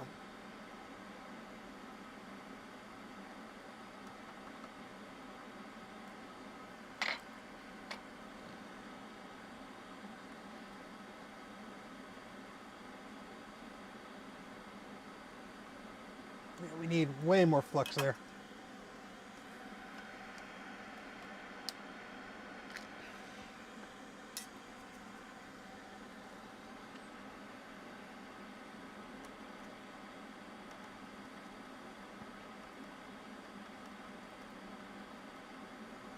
That looks much better, but you can see all that crap that was in between there. I'll have to do the other sides too, but let's slowly work our way there. And we will remove these chips if we have to, but looking at the vias and the traces near them, I'm not really seeing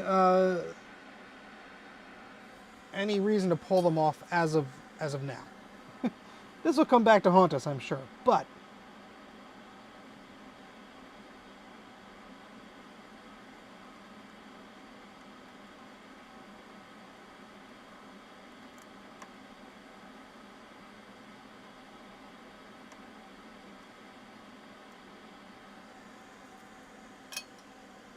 All right, Rudy, take care. Hey, Reed, how's it going? There's no way we'll come back to watch you. Retrofax. It'll make you come over and eat those words. Retrofox, by the way, did a video about restoring an Atari 2600. Retrofox, if you want to please put the link to the video in the chat here so people can check that out. Because a while back, they got a 2600, and it was doing the most peculiar things. And I believe, and you could watch the video, I'm not going to spoil anything, but I believe they got a parts machine, or they were going to diagnose it, and so exciting to see what they do with it. Yeah, this one looks to be the worst, because it's right next to that cap. You can see all sorts of little crystallized gunk in there. Gotta try and clean that up again, and this may have to be removed, because I am seeing some sort of solder balls and junk in there, but let's take it one step at a time here. And sometimes just letting the solder bubble will help disconnect any gunk that's associated with it there, and we'll have to get in there with the toothbrush. Yeah, I see a little solder ball here. Come out, little solder ball. Thank you.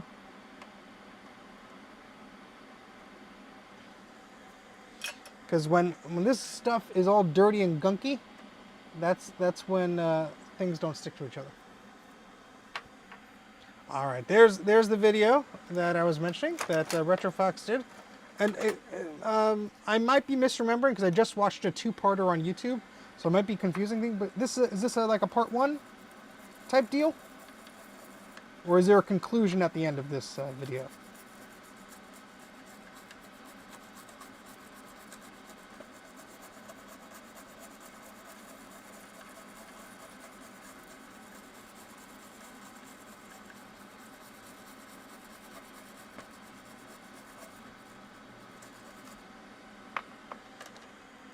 All right, let's just clean that up just a little bit here.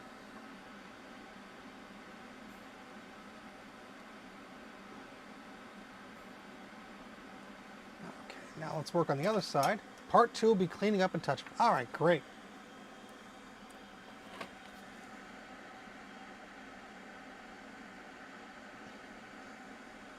See, now you know how I feel, Retrofox, when I cut up videos, because yes, the video may be complete, but it's also long, and it's not only will people watch a video that long, but it's also like I have to watch it again, and well, it's that long when I'm editing it like a million times. So if I'm slogging through it, I know other people might have the same experience, and they're not me, you know, so. Not surprising, this side does not seem to be as bad.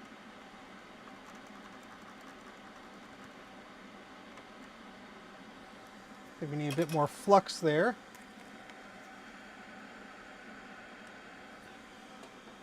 I learned this. Has data on it. Anything saucy? Tomato sauce recipes, pesto recipes. This is the content we need, Justin.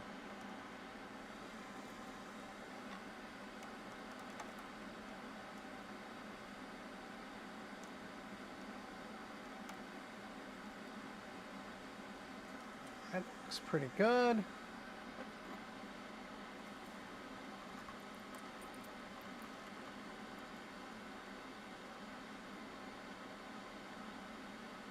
Oh yeah, you can just see some of this crud on these. Yeah, this is the worst of the bunch.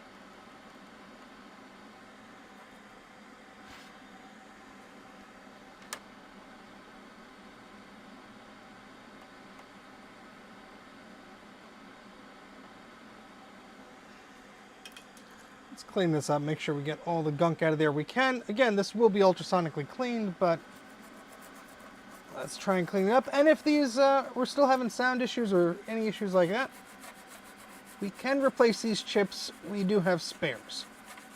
But it's much easier to do this before you put the capacitors on, so that's why I was tackling that first.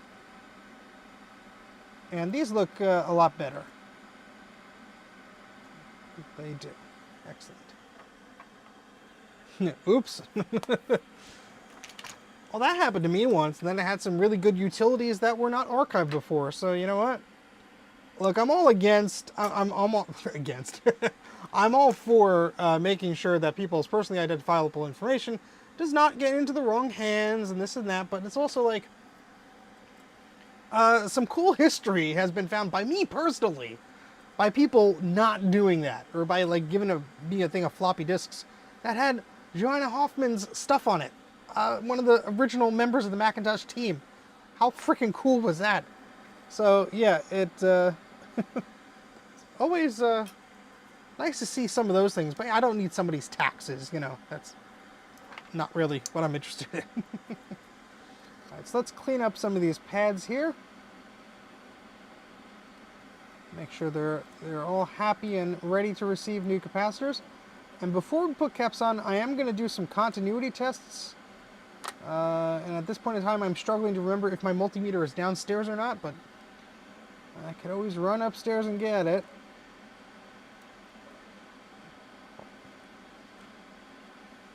Because like some of these traces near these caps, like this one here, I don't know. It looks a little bit sus to me, as the kids would say.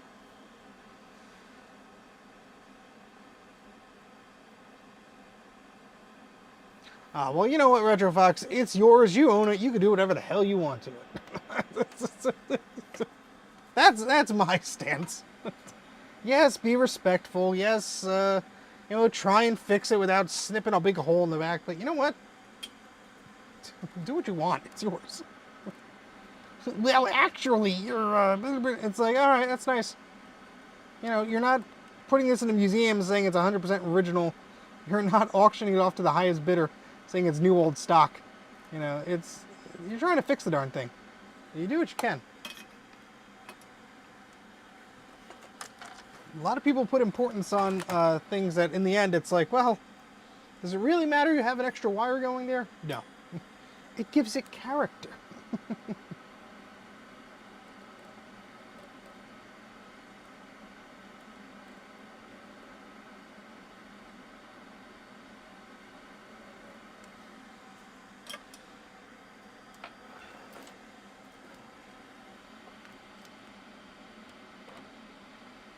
That one actually looks A-okay. I'm just going to check the continuity there. And my multimeter is right here, right here. Here we go. That's with your other ATX extension. Why don't you just take the hard drive out, Justin, and I have a spare hard drive. The more you know.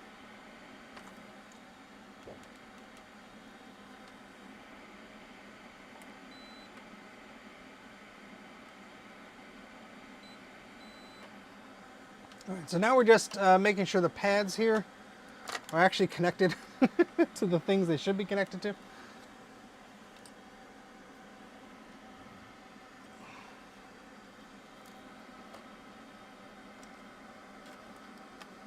There we go.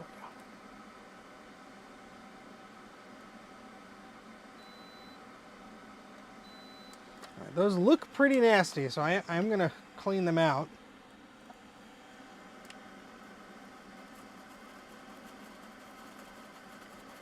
Oh, no, it just looks like there's like junk in there, you know.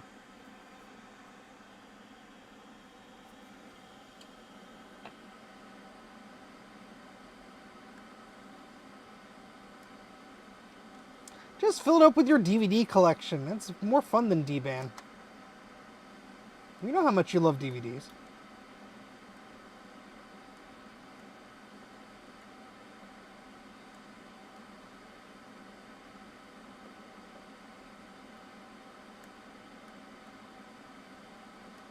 Oh, yeah. Look at all that crud that's in there. I want to get that out.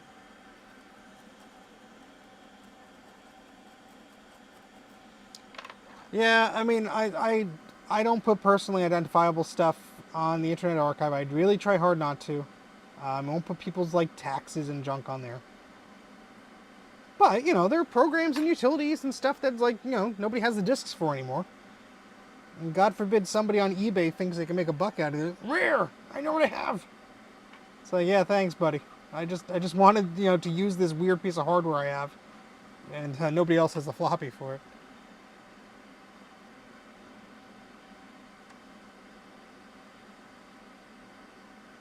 There we go.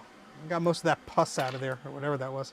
But once in a while, I will actually have a very positive interaction with someone on eBay. There was somebody selling a Brother word processor, and I happened to have the word processor, but not the floppy disk of utilities for it.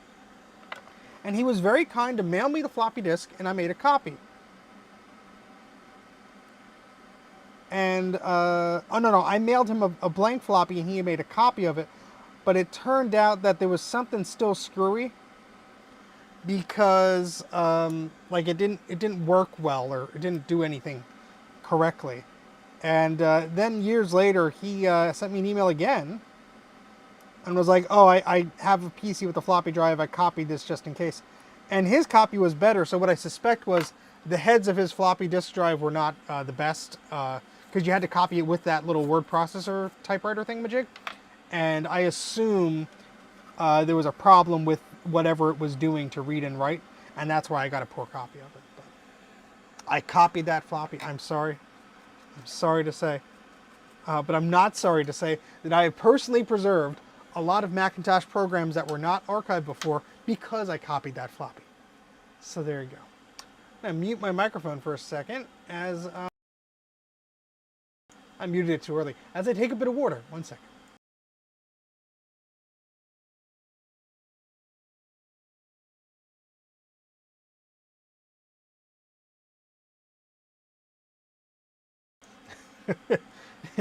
And Gut Bomb's going to look at my taxes. He spent how much on capacitors?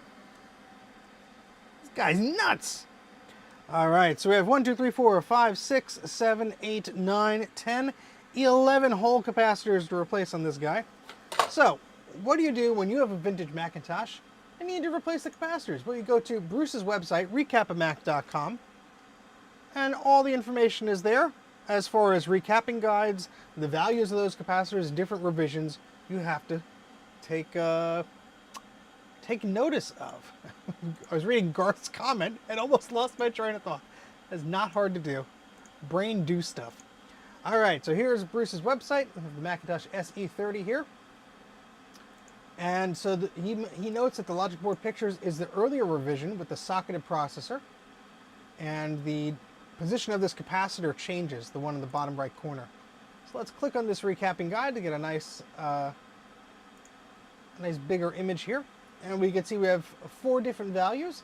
Now there are axials here. I will ask Mark if he wants me to replace those.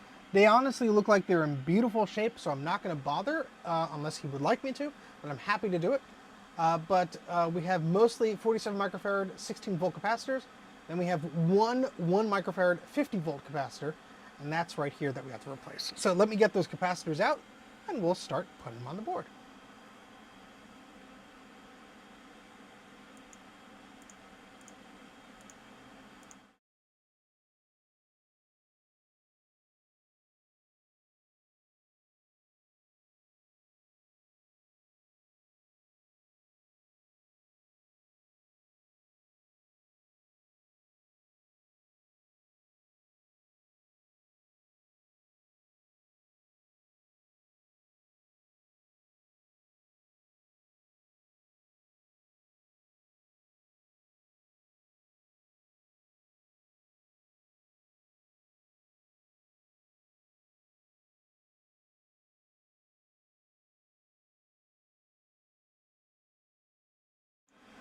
There we go. Now I'm not muted anymore. Sorry. I'm back.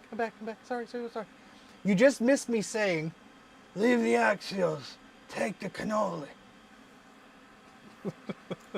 That's all you missed me say.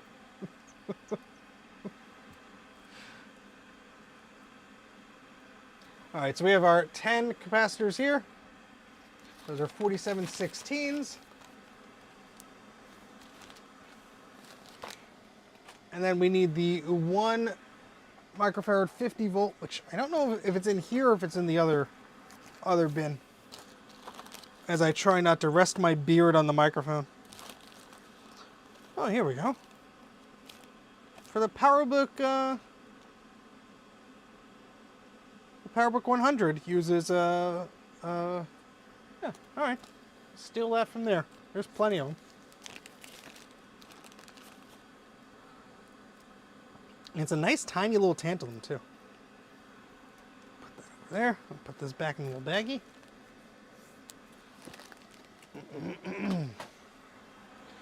Alright, so let's solder that one on first.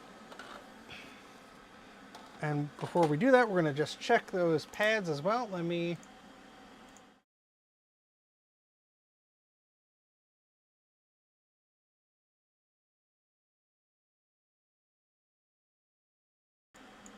There we go. Sorry. Didn't realize you couldn't hear me. I must have pushed something because I'm dumb. Oh, wait. Am I on the right thingamajig? Yeah, there we go. Sorry about that. You should hear me now. Okay, good. All right.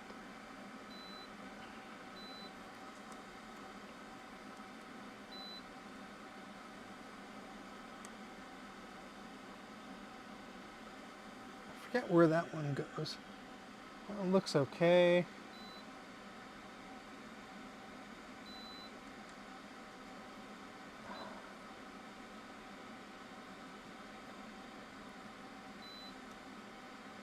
Some of these look a little suspicious, but I think we did save them in time.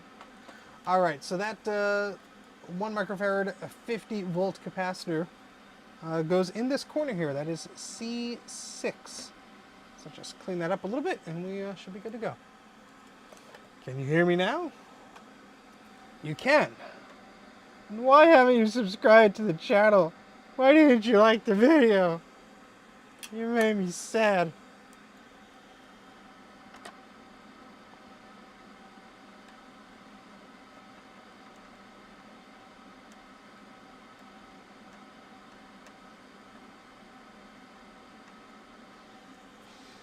All right. So let's put the little baby capacitor on there first. Now remember, for tantalums, the stripe means positive. Whereas for electrolytics, the stripe means negative. So keep that in mind when you're positioning your polarized capacitors, or you could have a bad time. Like I did. Well, not that, but I've replaced I replaced non-polarized capacitors with polarized and made a mistake and killed an IBM floppy drive. That's my bad.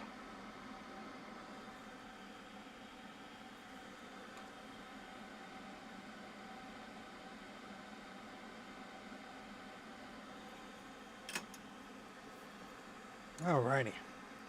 Anybody have any fun plans for the weekend? There is that system source swap meet in the Baltimore area tomorrow, 7 a.m.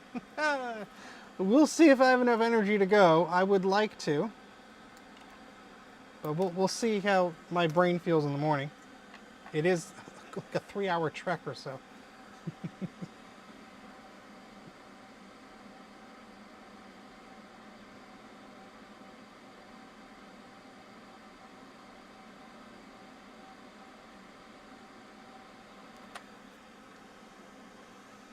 I know Gutbomb will be there, right?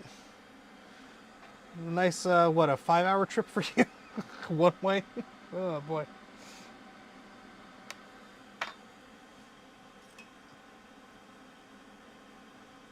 I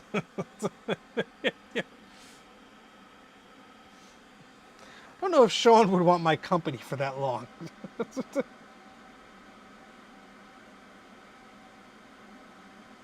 Don't get me wrong, he's a friend. But like any friend, you don't want to like overstay your welcome. And I feel like staying overnight in a car with somebody would be overstaying my welcome. I love that Simpsons line, I would make it my business to be a third wheel.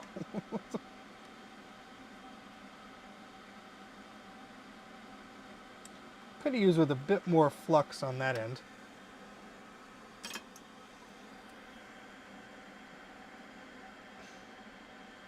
Eat many beans beforehand. Sorry, Sean, I just had all this 5-bean chili before. What am I supposed to do?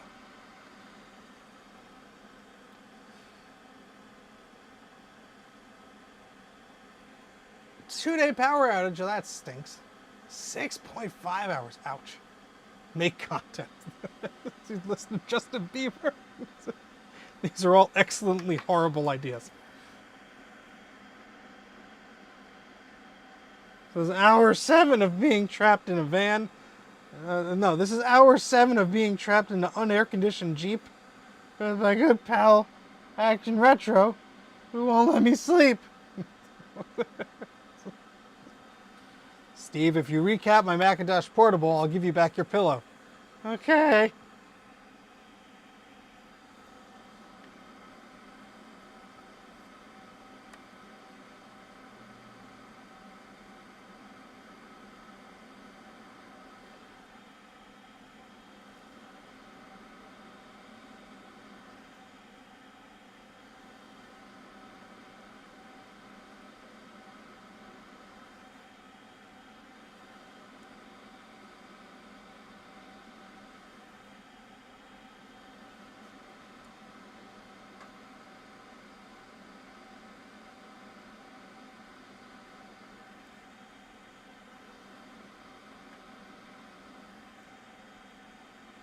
Oh, by the way, Weird Al released a new polka song.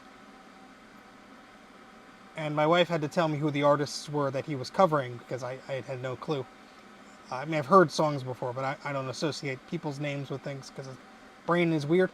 But if you watch the music video for it, the animation is not only fantastic, but it has a lot of callbacks to like earlier Weird Al things, which I thought were a lot of funny. Were quite funny. So check that out if you're a fan. Pillows are for closers.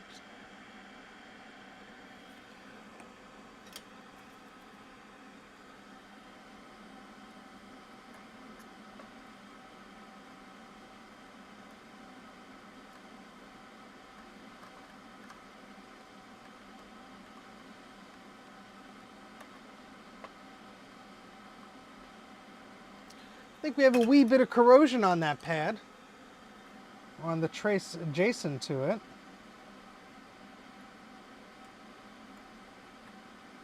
Yeah, just a little bit. So let's clean that up while we're here.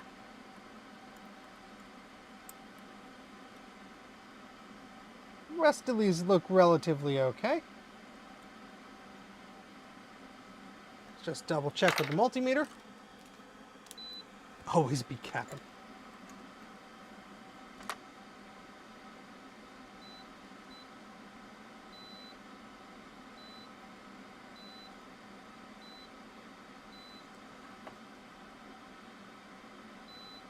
Those all should be okay.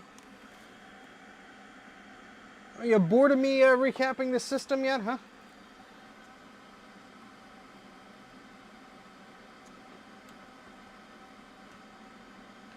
Alright, so we're going to put 3 capacitors over there. Beep, beep, beep, beep, beep.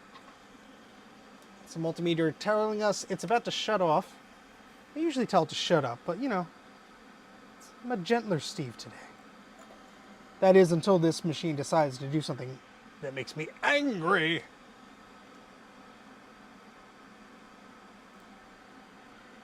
I had dinner not long ago. I'm working up a bit of an appetite. Maybe it's just me yammering on and on. That reporter didn't contact me, huh? Doesn't surprise me. It did take like 5 hours to get back to them. Who knows? We'll see.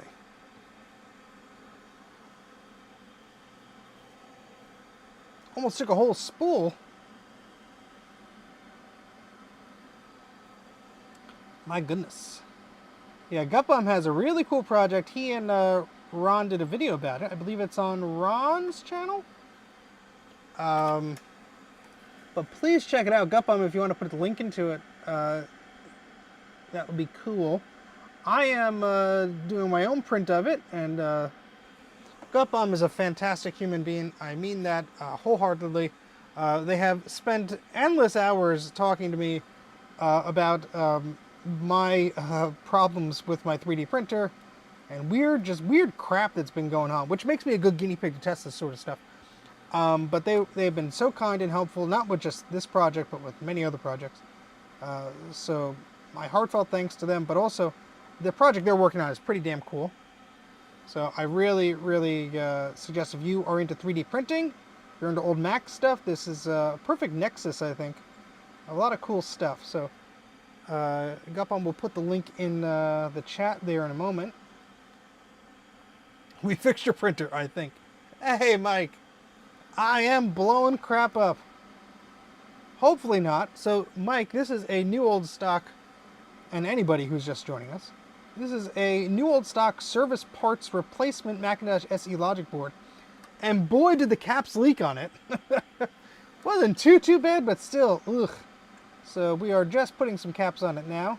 It did work, but there was no sound. So hopefully we will have resolved that. But as I was saying, Gutbaum did a pretty cool 3D printed project. And basically it makes a desktop case for a Macintosh SE series or classic series system. This does mean you do have to use a Pico power supply to replace the analog board, and also use an RGB to HDMI adapter to replace the screen. But it's a really cool concept, and the case really just ties it all together. There's the link to it. Cool.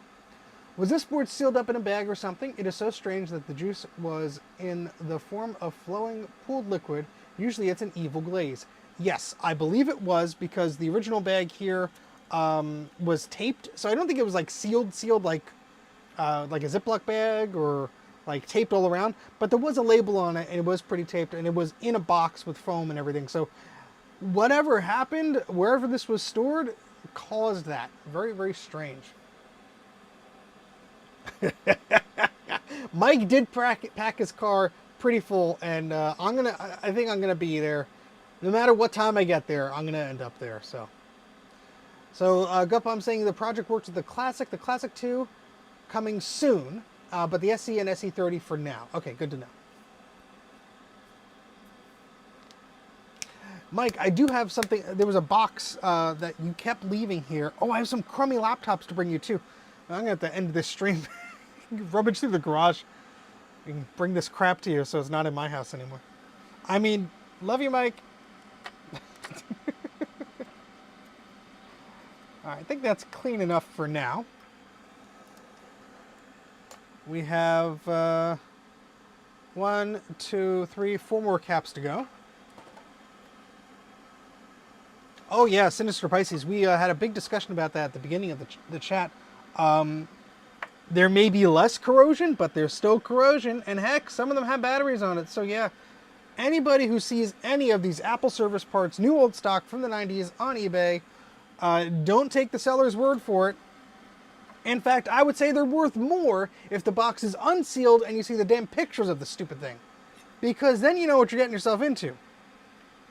You're buying a sealed box, it's like a mystery grab bag of corrosion. Nobody wants that.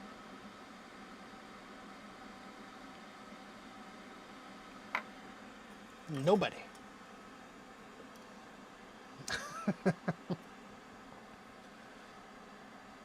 All right. Justin, do you want parts laptops?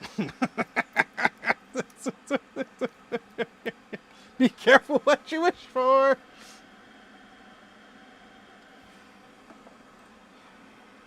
Hi, I'm Justin, and here's all the garbage that Steve unloaded on me. I'll tell you one thing, at this swap meet, Justin, I'm sure will certainly not pick up an Apple II clone that I'm looking at, because then he'll have more regret. Because that's what happened last time. We were both looking at some Apple II clones, and I was kind of interested, but I really wasn't. I really wasn't going to pick them up or anything. And Justin was like, you know what, I'm going to take a stab at it. And my goodness, I don't know how many streams he's done on that thing, but it's caused him a lot of regret. But hopefully, there's been fun and learning along the way. Learning about different types of regret and different pain thresholds.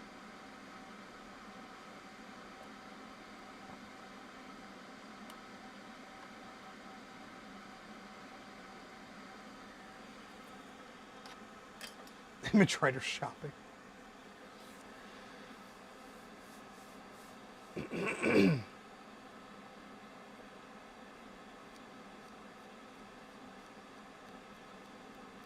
Sounds like a trap, yes. Some time ago, there was a sealed Color Classic selling for $25,000. Imagine paying that much and finding out it's battery bombed. Oh, yeah, Thomas. Ugh. The computer's relative. Oh, God. All right. 3 more capacitors. I'm sure Mark fell asleep already, but we will continue to press forward. Yeah, these pads are pretty gnarly.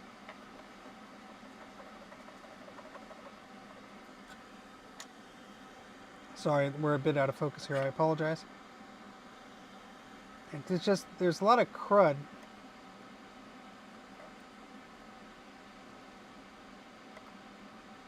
I was just sitting around in a lot of these.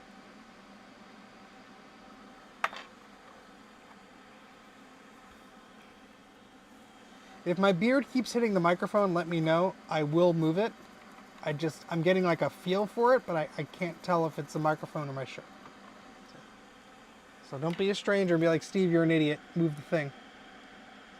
I may listen to you. The board is actually not that bad, Joe. And thank you very much for joining. There are signs of corrosion. It is not nearly as bad as the worst SE30 I've seen. It's probably one of the better SE30s I've seen. But there were signs of corrosion.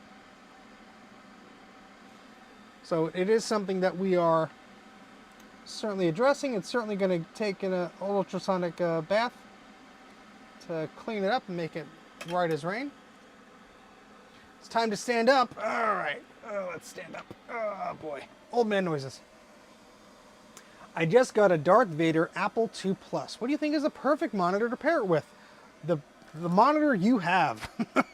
I'd say like maybe like a little black 12-inch or 9-inch television from around that time. Oh, I gotta stretch. I'd say that would be a good one, but folks in the comments, give your opinions too. Was this board manufactured in Ireland? It doesn't have a sticker, so I'm not sure. Usually they have a sticker if they were, I believe. Could be wrong.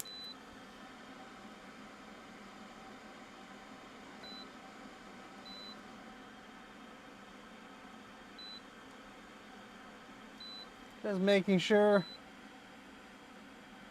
everything has continuity before I solder some caps on. How many people we got watching here at the moment? We are 2 hours and 20 minutes in, and we have 53 viewers and 43 likes. It's a pretty good ratio, I think. Happy Friday evening to all of you. And if you're interested about the system source swap meet we keep talking about, go to VCFED.org for more information. And I probably won't be crazy enough to get there at 7 a.m. because that would make me leave here around like, what, 4? I don't feel like doing that again. But I will try and get there pretty early. I do know my friends Justin and Mike, if they get there earlier than I do. If they see anything crazy, they know how to contact me. Hint, hint, wink, wink. Not that I really need anything. It's the opposite. I have so much crap. Anywho, let's get these caps on the board. We have only 3 more to go, so let's stop yapping and do it already. That's what everyone's subconsciously saying.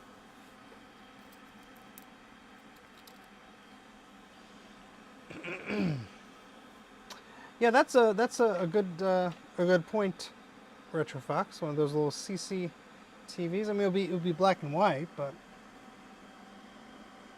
at least some of them will be. All right, let's solder this one on.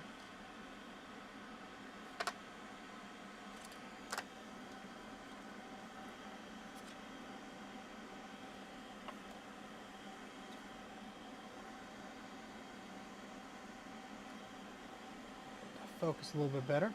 Is the volume changing a lot else for other people? Tell me, please, and I will try and figure it out.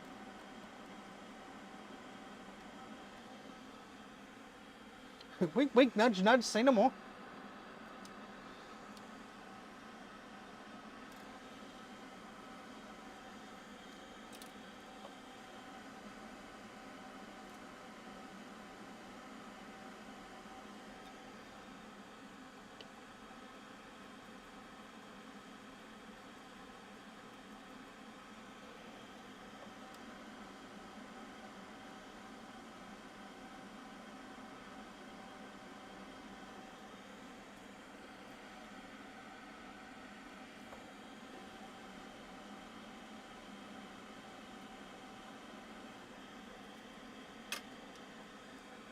All right. Clean that up just a little bit. And now we're on to the last two capacitors here.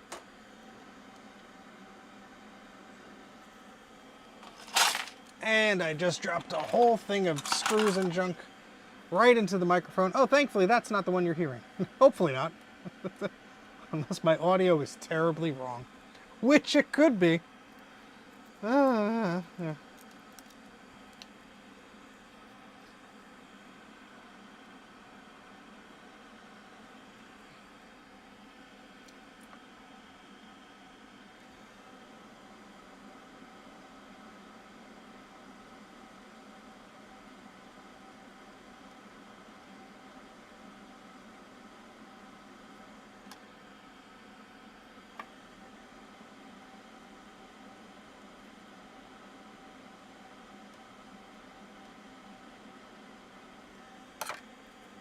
All right, that was good. Again, this board has a bit of a bend to it. It might have just been like how it was stored in the heat or something, I don't know. But I hope Bruce gets out of the shower soon because he's going to miss us doing an initial test here.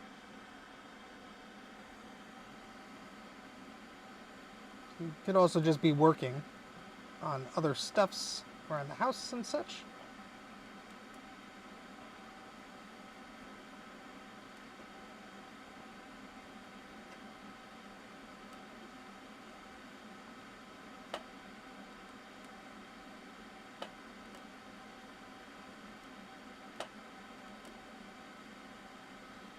And a bit more flux to that. I just don't like that being that uneven there.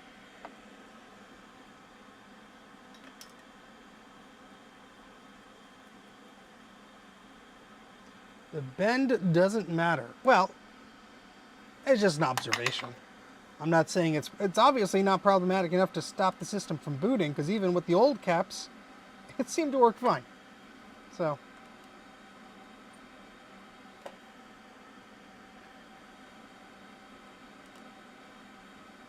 I'd be more concerned if it was more of a severe bend, but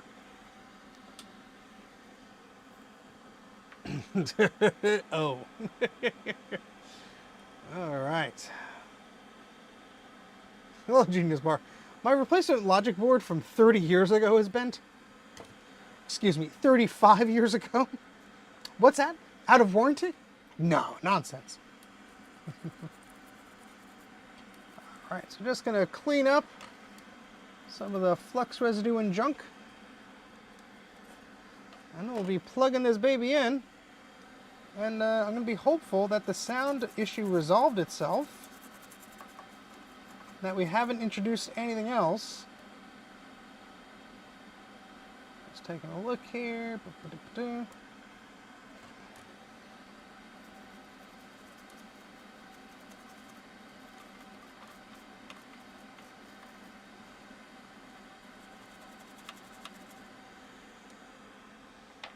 All right, so it looks very pretty. Well, thank you, Mike. I try. All right, let's make sure all the capacitors are in the right position. I could turn off the fume extractor since we are no longer soldering. If I could find the button here. Wrong way. Oh. There we go. All right. So positive, positive, positive, positive, positive. Positive, positive, positive, positive, positive, positive. Oh, all the caps are in the right direction. That's a healthy start. So I have my own memory modules, which I think give this thing, what, 4 megs of RAM or something like that? So we're going to put these in to test. This board did not come with memory modules, but it did come with the memory ROM SIM. So I'm going to put these in. Do a bit of a test-a-rooney here.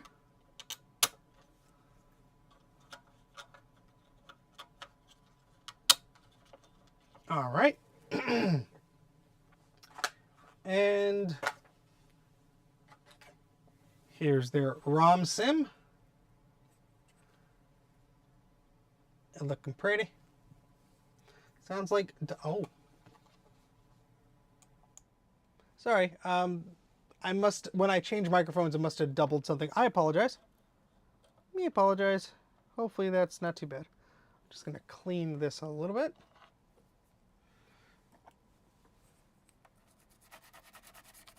Just make sure that's all happy.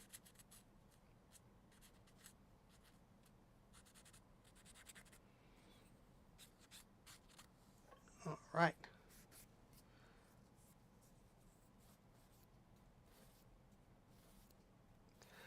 The widget drives, I hear, Gregory, are very problematic to get going.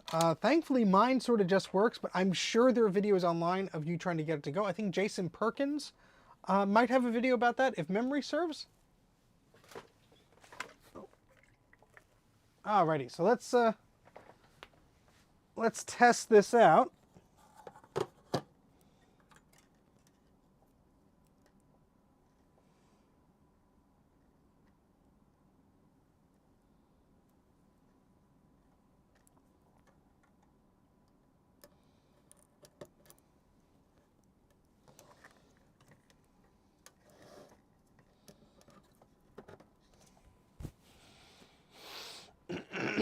Now let me see if I can get my fancy Wi-Fi camera to cooperate here. And maybe we could, do I have, where'd that tripod go? It was on this chair before I started the stream. It could not have gone far, hopefully. Damn it. Where the hell did it go? It was right here. Ah, whatever. Let's see what we can do here. No, it's, what do you mean whatever, Steven? It was right here. You could not have lost it that easily. I mean, you could have. You have a very special talent for losing things at the worst possible time. Here it is. But you also have a talent for finding them eventually.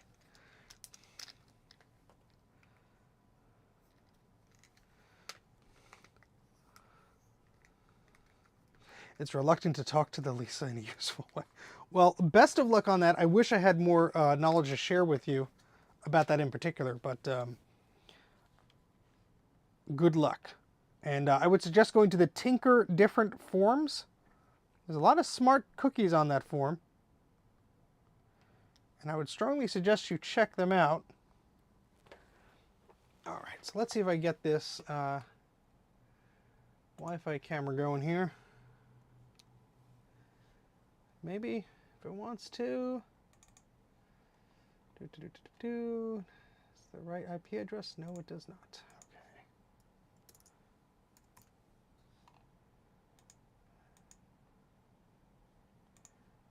Okay. All right, let's see if this wants to work. It seemingly does. Let me get this situated here.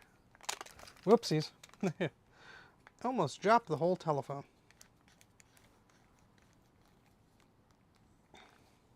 Now, where the heck am I actually going to point this thing? Good night, Scarlet Wench. Well, enjoy. It sounds like fun. All right. How am I going to prop this up? There's no table or anything here. Let me see what I could do.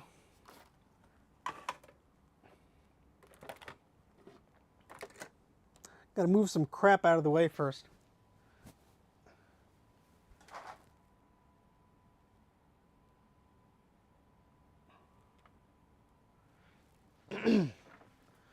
All right, and let's make sure you'll be able to hear me. All right, hopefully you could still hear me. Let me, sorry, I have too many things here. Let me move my head somewhere else. That's not gonna be in the way of anything. There we go, how about that? Is it fixed yet? Well, Bruce, we're about to try it. Hopefully the audio is happy. This is our first time we're about to turn it on. So you don't have enough vintage Macs. So we're about to see. So we got let's get everything situated here. Got our blue SCSI. We have our keyboard. We have everything plugged in. And let's see if we can get a good position on camera. Yeah, let me move this. No one needs to see that. There we go. That's a bit better. And working at the same time. All right. Well, let's see if we hear that chime. 3, 2, 1. Would help if it's plugged in. Oh, God.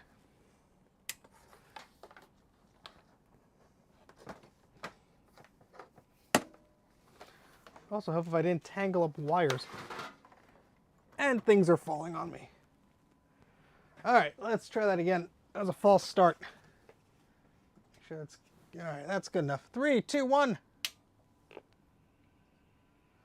Well, I heard the speaker fart. That's more than we got before. Oh, noes. Why are you unhappy? Oh, boy. Let's do some cleaning here. At least we heard the speaker fart, but we did reflow those row of U chips. So let's take a careful look there. Maybe we did more harm than good with that. Yeah, it's probably gunk somewhere. All right, let's. We can't have it. This is why I hate SE30s. No, they're fine. All right, let's see. It's even more broken. It's just in a temporary state of unhappiness. A temporary state of unhappiness.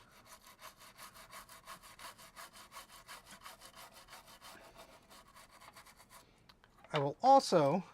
It's still broken. I will also reseat the ROM sim here. And I'm going to scrub a little bit around these chips here.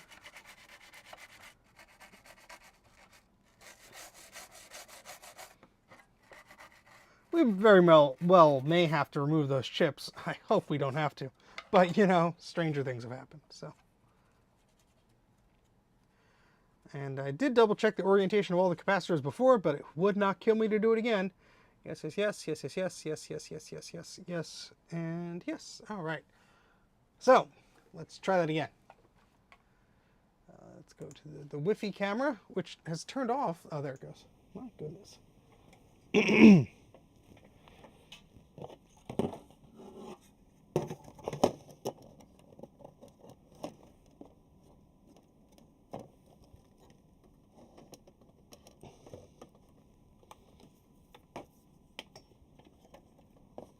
Let's try this again. 3, 2, 1.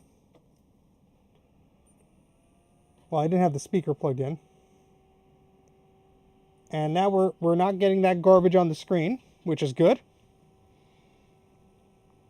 Let me turn it off real quick. I'm going to plug the speaker in. Turn it back on. Look at that. We barely touched it. We got the garbage on the screen again. I wonder if we just remove the speaker. Nope, still get the garbage on the screen. Okay. Something tells me, let me wiggle the ROM sim a bit.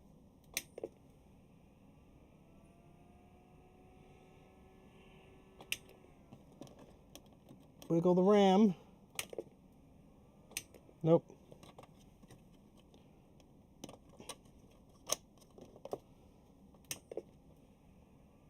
It wanted to work before.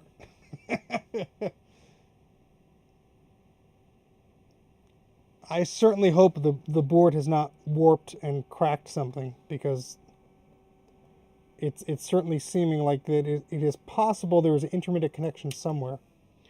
So let me read the comments here. Yeah, speaker works fine. Well, let's do it this way. I did not even clean these slots really, so that could just be, you know, bad connection.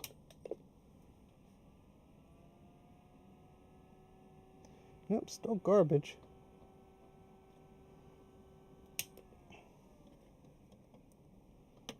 Just gonna do it without the ROM, just to see if we get the same garbage. No.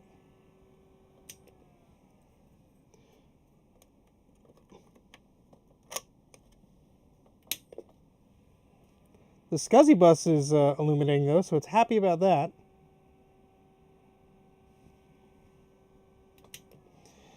This is why I don't like working on SE30s. Something tells me this analog board is not necessarily happy about me turning it on and off many times. Let's take a look under the microscope. Make sure we don't have any cracked solder joints or anything like that. Don't wiggle your ROM, someone else. Hey, Sleepy, how's it going? Yeah, I mean, it was doing that, Mike. That's a very good, astute observation. Hey, Trina, how's it going?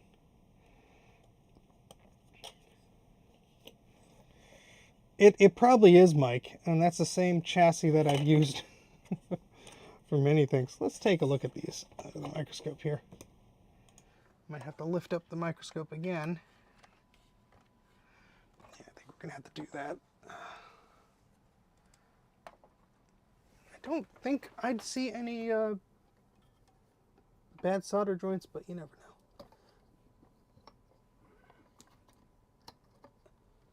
know. All right.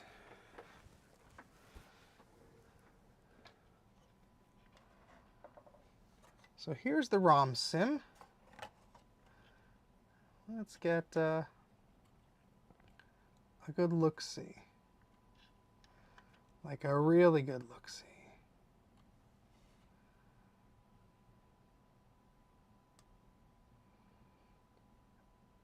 I mean,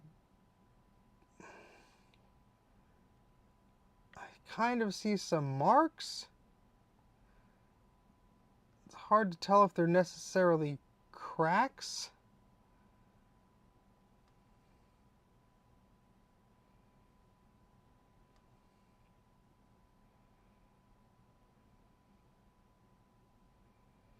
I mean, I see a few cracks here.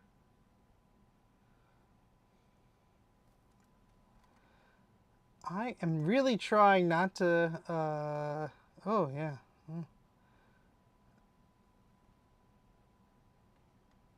Huh. Yeah, I mean, it's not like I'm not seeing anything.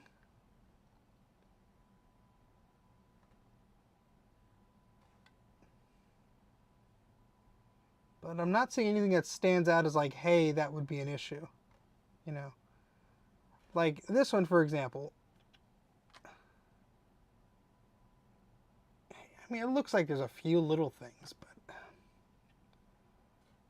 it does, they don't look fresh, I will say that. They look pretty cold. So it wouldn't be a bad idea to reflow those, but like if I look on the memory ones here, they are just the same. So let me take a look at these chips here. I did reflow these and there was a lot of crud under there. I am very curious if I caused any problems, because these are the problem children of the SE30.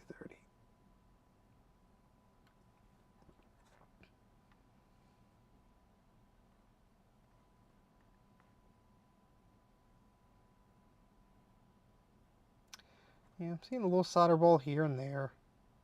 I'm going to double check the connection of some of these things here.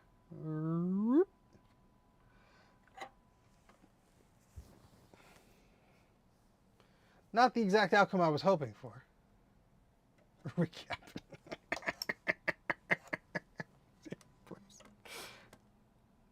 You tried resetting the PRAM. I hear that works. Yeah, I mean, there's like corrosion hiding in areas here, which does not instill me with confidence. Ugh.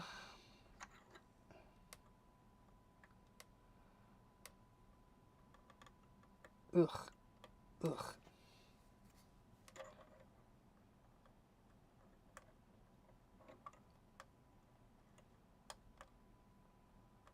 Ugh. Green goo inside. Yeah, this will certainly benefit from an ultrasonic clean. And there's certainly gunk. Yeah, I could maybe reflow a few things here. It worked one time. You all are such a help sometimes, I tell you.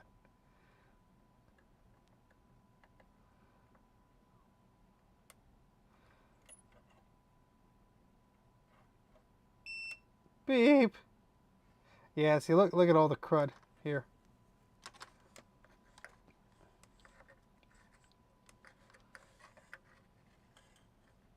It's hard to even get a tweezer in there. Hold on, let me get from a different angle here.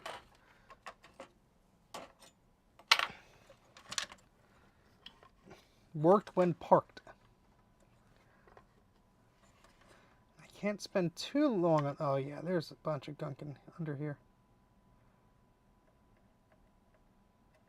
So that's the problem when you reflow stuff. Yeah, I might really have to just take these chips off and bite the bullet and do that. I know. I could do it. It's just, you know, it's time intensive. Blah, blah, blah, blah, blah, blah, blah, blah, blah, blah. But there's also a lot of gunk and solder balls and junk under them. So, you know. Yes, Trina, I can access the BIOS, especially when I use the proper power adapter with my PowerBook. Mrs. Why doesn't my 17-inch PowerBook work? I have it plugged into a 45-watt adapter.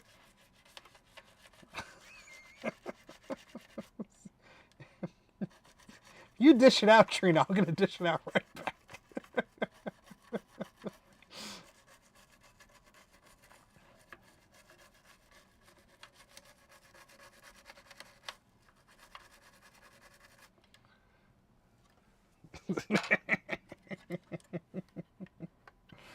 All right, let's see. I do want to reflow that one there. We could do some continuity tests, I guess, as well. But let's start slow. It's hard on the teeth. My teeth are fine. Probably not.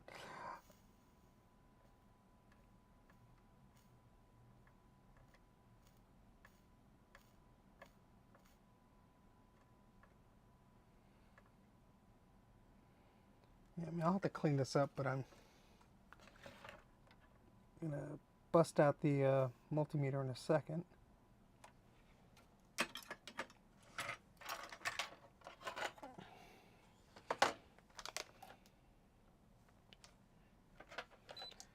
All right. Hey, Carther. Don't know if I said hello to you before, but hello. About 59 people watching. Hello, all 59 of you.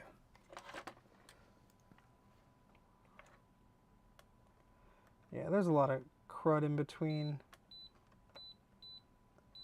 these chips. It might go away when we ultrasonic it, but it also might not. It might just be too deep in there.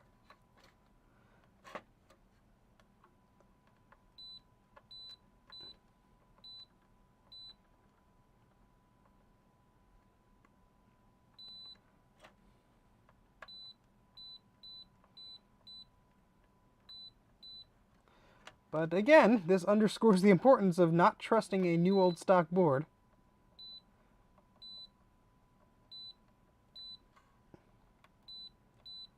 It still could be very sad. It's very sad. Thank you, Trina. All right, and let's take a look at this here. See, the blue is here. The blue on the board is here, which goes right around this area, but I don't know what to make of that just yet. He just cleaned the ROM sim slot, I guess.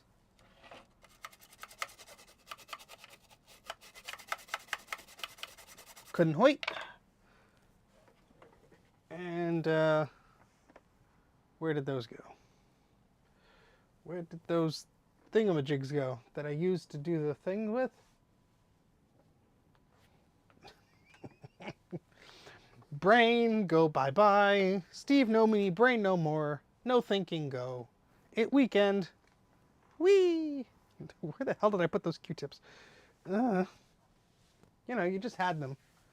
Why keep anything in the same spot? You know, you probably got up and you moved around and then you did a thing and then they weren't there. I wasn't even supposed to be recapping today. Poopy. Where did they go? I had a whole box of them. I'm not that good at making things disappear, am I? Am I? The line. Oh boy. Well, they were here, and then I was looking for something, and I probably misplaced them. All right, Flicks. Thanks.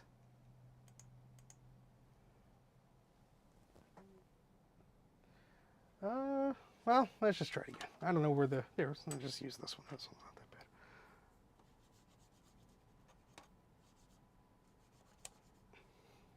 Could also be the memory. I'm going to... I mean, I know this worked before, but I did have this module in a slightly different position, so I'm just going to move it.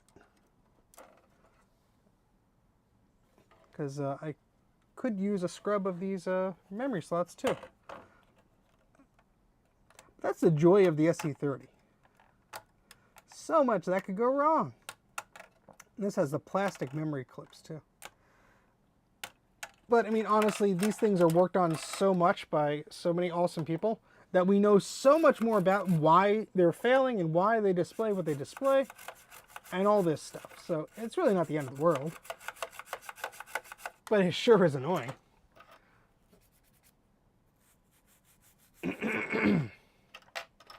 Yeah, I have my Rominator, which is in my SE30, which is in a box somewhere.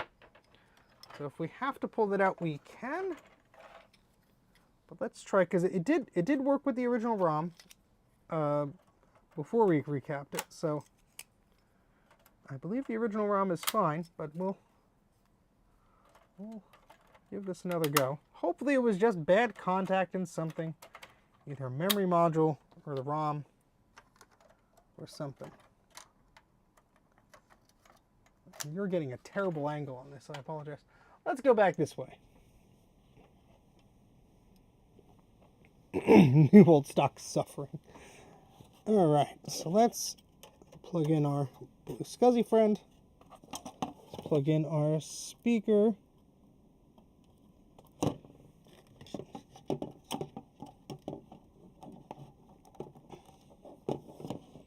Three, two, one.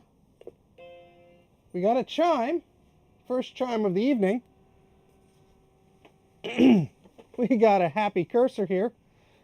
Well, would be happy if I plugged in the damn mouse. Let's press our luck here. Turn it off. Gently plug the mouse in and keyboard. And look. Okay, well. For a second there, it gave me a heart attack, but. Maybe Trina. Probably yes. Wait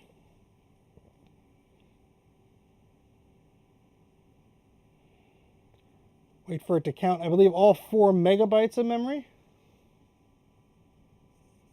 There it goes. Welcome to Macintosh.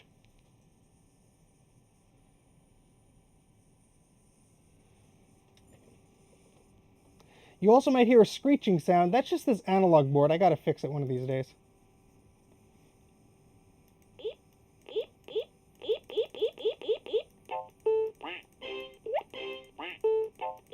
I'd say the sound works.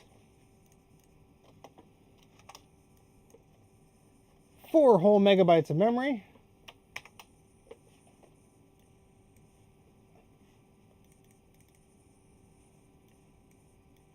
Do I not have Snooper on here? You idiot. Well, I guess I don't. Time to shut it down and press our luck again.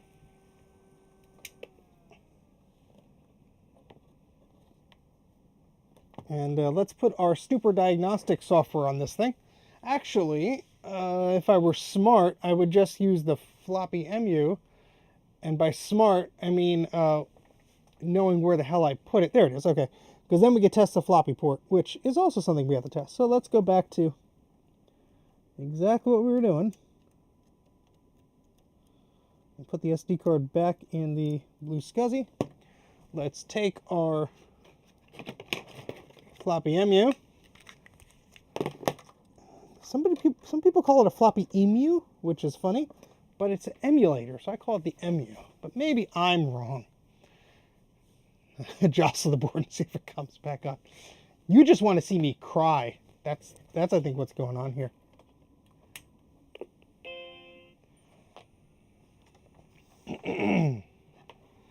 All right.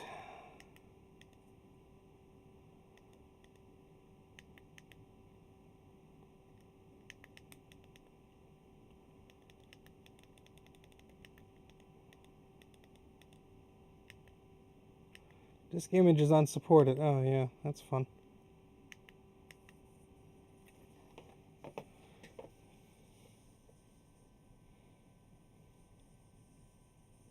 A picture of an emu on it. I have to organize my blue SCSI disk images much better. Alright, so here's Snooper. We're going to copy it to this disk image. So the floppy port works, which is good. We're not going to be able to test the functionality of the printer and modem ports because I don't have those little dongles made, but I should have those made. Bruce did a little project on Tinker Different showing people the pinout of them and all that stuff. I really should just do that. Gotta do that one of these days. But I'm sure if there is a temperamental problem with this system, we will see it after we ultrasonically clean it. And I'm happy to remove those row of UE8 and other chips there if we need to diagnose that further.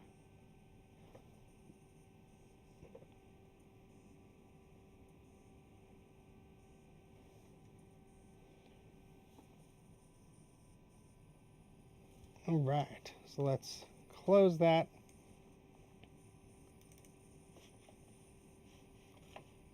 And run Snooper. Hopefully you can see the screen okay. I know it's not the best, I apologize. But it's going to test the CPU, the keyboard, the mouse, the RAM, the SCSI, floppy, modem port, printer port, and the clock. And let's hope nothing blows up. So we have 4 whole megs of RAM in there right now. It's testing I believe it's testing the RAM right now. RAM is okay. SCSI should be okay because we're booting off the darn thing.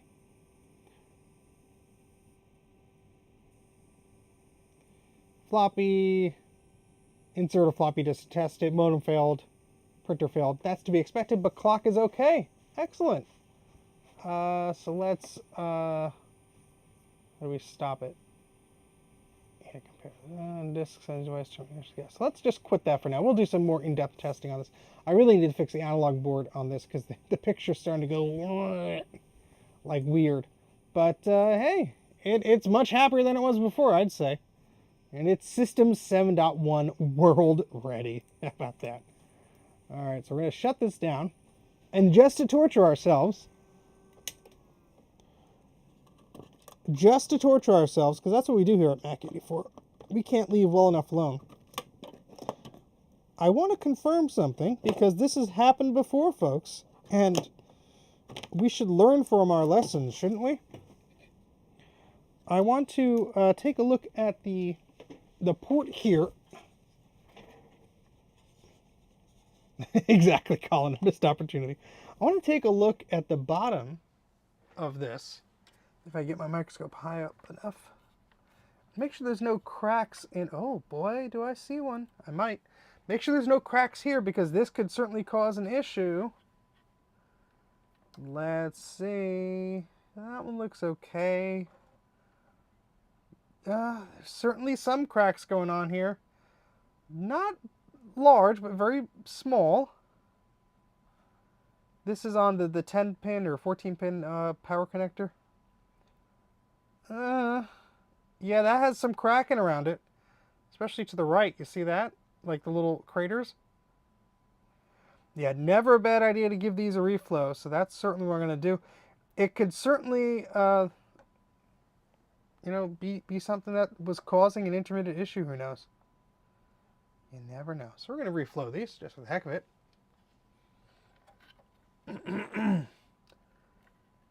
Because if I don't do it now, when will I? So just put a bit of flux all around these.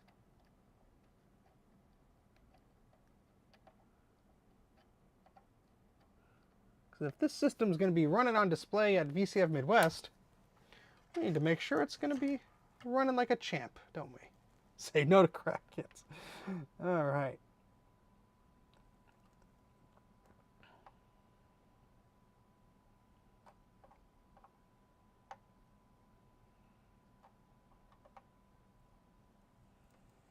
So I'm just heating up the soldering iron here.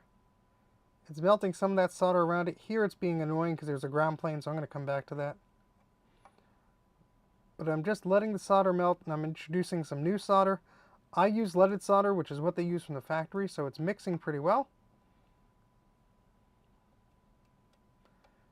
And again, we're on a ground plane, so I'm just going to let this soak in there a bit, because it's going to be a bit of a pain in the butt. That's going to be the best I think we can do with that for a second. And yes, I know I don't have my fume extractor on because I turned it off. And I'm noticing it midway through because I could smell things again. Alright, so let's reflow this. Alrighty, I think that's the best we could do there. Let's clean this up.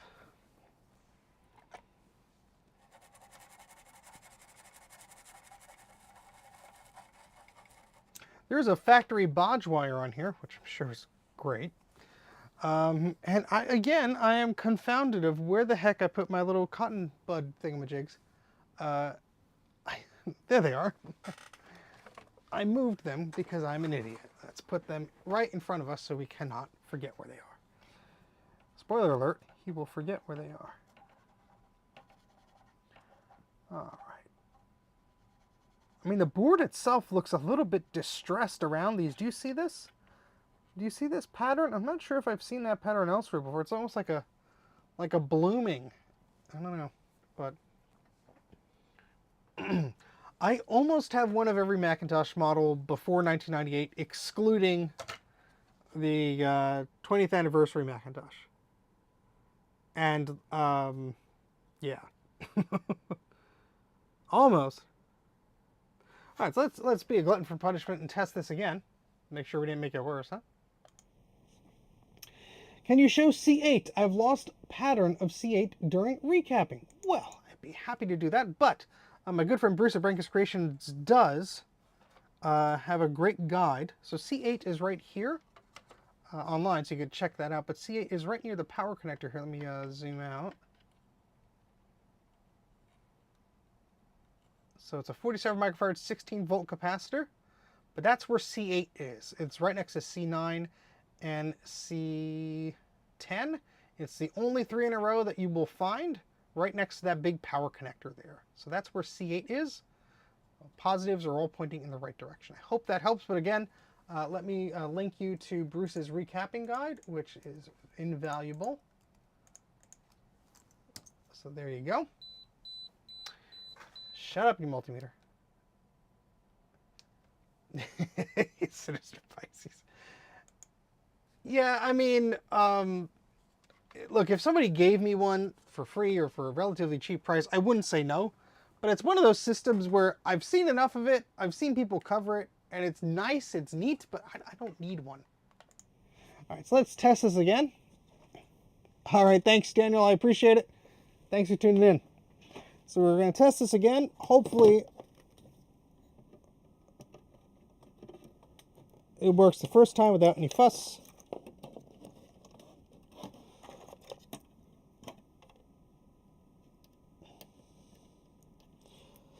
Make sure we got this speaker plugging in correctly. So the blue one is supposed to be that way. Okay. Plug our keyboard in. And 3, 2, 1. Thank goodness it chimed. Woo! And we get a happy screen with our cursor. So I think reflowing that stuff and cleaning may have solved our problem. I think we might have some work cut out for us after we do our ultrasonic clean. We might have to do some work on it again. But thankfully, it seems to be a bit happier. So that's great. We've been here for about 3 hours. About 60 of you watching, 52 likes. Appreciate all the thumbs up. Please be sure to subscribe to the channel and so forth. I also have a Patreon and all that fun stuff. Links are in the video description. All right, there's our Macintosh SE 34 whole megabytes of memory. And we're going to shut that down. Let's, we did hear a chime. But to close out the stream, I think some quacking and eeping is in order.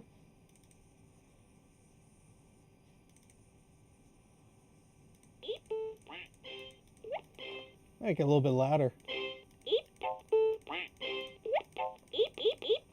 Perfecto. All right, so let's shut that down. Now it's safe to turn off our Macintosh. And just for funsies, I'm going to wiggle around the memory. I'm going to wiggle around the ROM. Everything I promised that might have been an issue or whatever. Just going to jostle a little bit. And it chimes right up again. So I think there were cracked solder joints on that connector, the brain cord as I like to call it. Because that certainly would make a lot of sense if it wasn't getting the right voltage or if it was intermittent. So, but we will put this through the ultrasonic cleaner. We will test it again before it's shipped back to our good friend Mark of MacFX. But very glad that this is much happier. Steve Bed. Yes, it is getting a bit late, especially if I have to get up early in the morning. So, my goodness. No more seamless CMAC or fart noises. Glad to see it working in. Well, thank you, RetroTech.com. I appreciate it. Yes, please smash that like button. I appreciate it. I'll buy it for $48.96. Oh, goodness. So I do want to mention a few things before we kick off here, because unfortunately I do have an early day tomorrow. I do have merch. Oh, we got the echo again. I do have merch. I have a bunch of shirts and junk.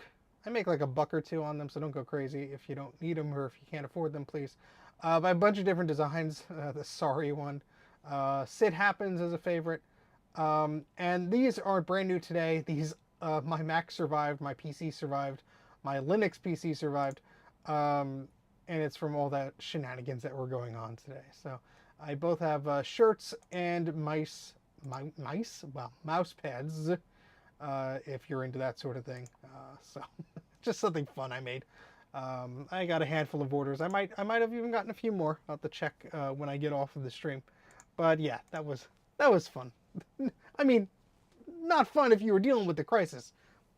Funny from my perspective. So when the live stream runs too long, you must clip it. I didn't sing that. When the live stream runs too long, you must clip it. Oh boy. And just a reminder, if you are a patron of myself or the good Colin of This Does Not Compute in the chat, we did record an exclusive podcast just for our supporters. It's on each of our Patreons. I will put it up on the YouTube membership thingamajig. I have to figure out how that works. It doesn't let you upload files really like Patreon does. But there is some great content there, and we recorded a second one that will release sometime soon. So let us know if you're listening to that, if you enjoy it. I had a lot of fun making it. Got some comments already that a lot of people enjoyed. So I'm very glad to hear that positive feedback. I really want to recap 3 SE30 boards I have. Well, good luck. Start slow, go slow.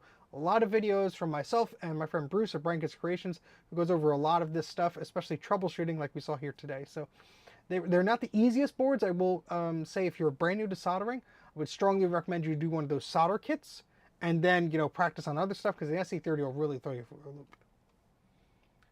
Okay, Trina, I will. I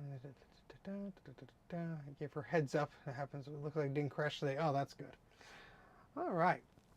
Well, I think that's about it. I don't know if I have much energy left to do anything else. I do have an Apple II thingamajig that Rudy sent, but that I think deserves its own little video. So maybe I'll just do a stream where it's just like little projects I'm putting together. I have more energy to do that. But it's getting to be 10 p.m. here today on Friday, and I really appreciate you spending your Friday evening with me. You could be going out doing stuff and socializing and stuff, and you're here with me. So I appreciate it. Let's see if I'm missing anything else in the chat. Have fun, safe travels tomorrow. Yes, I'll stop by your house, Retrofox, and we'll pick you up, right? It's 7 in the morning. It'll be earlier than that. But yes, I will be, unless something happens, I will be at the System Source Swap Meet tomorrow. Where is it? Right outside Maryland or wherever it is, I forget. Go to vcfed.org for more information about that. I'm going to type it in the daily. There we go.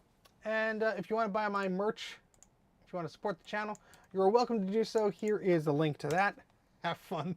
Anybody else who already purchased things, thank you very much. Again, this was repairing Mark's SE30, Mark of Mac Effects. And we're going to ultrasonically clean that, and hopefully, we have no more problems with it. But awesome, Gregory. Wow, cannot speak any longer. Wow. Wow. Yes, Gregory, I will hopefully be there as well, and I will hopefully have some stickers. So hit it with a hammer.net. Yes, go to that website. All right, I think that's about it. I'm fading, and you're losing the ability to say things properly. I'm going to hit the end stream button. Please like, subscribe, all that fun stuff. Really appreciate all your support. It makes these streams possible. And I'll catch you right here next time on Mac 84. Bye!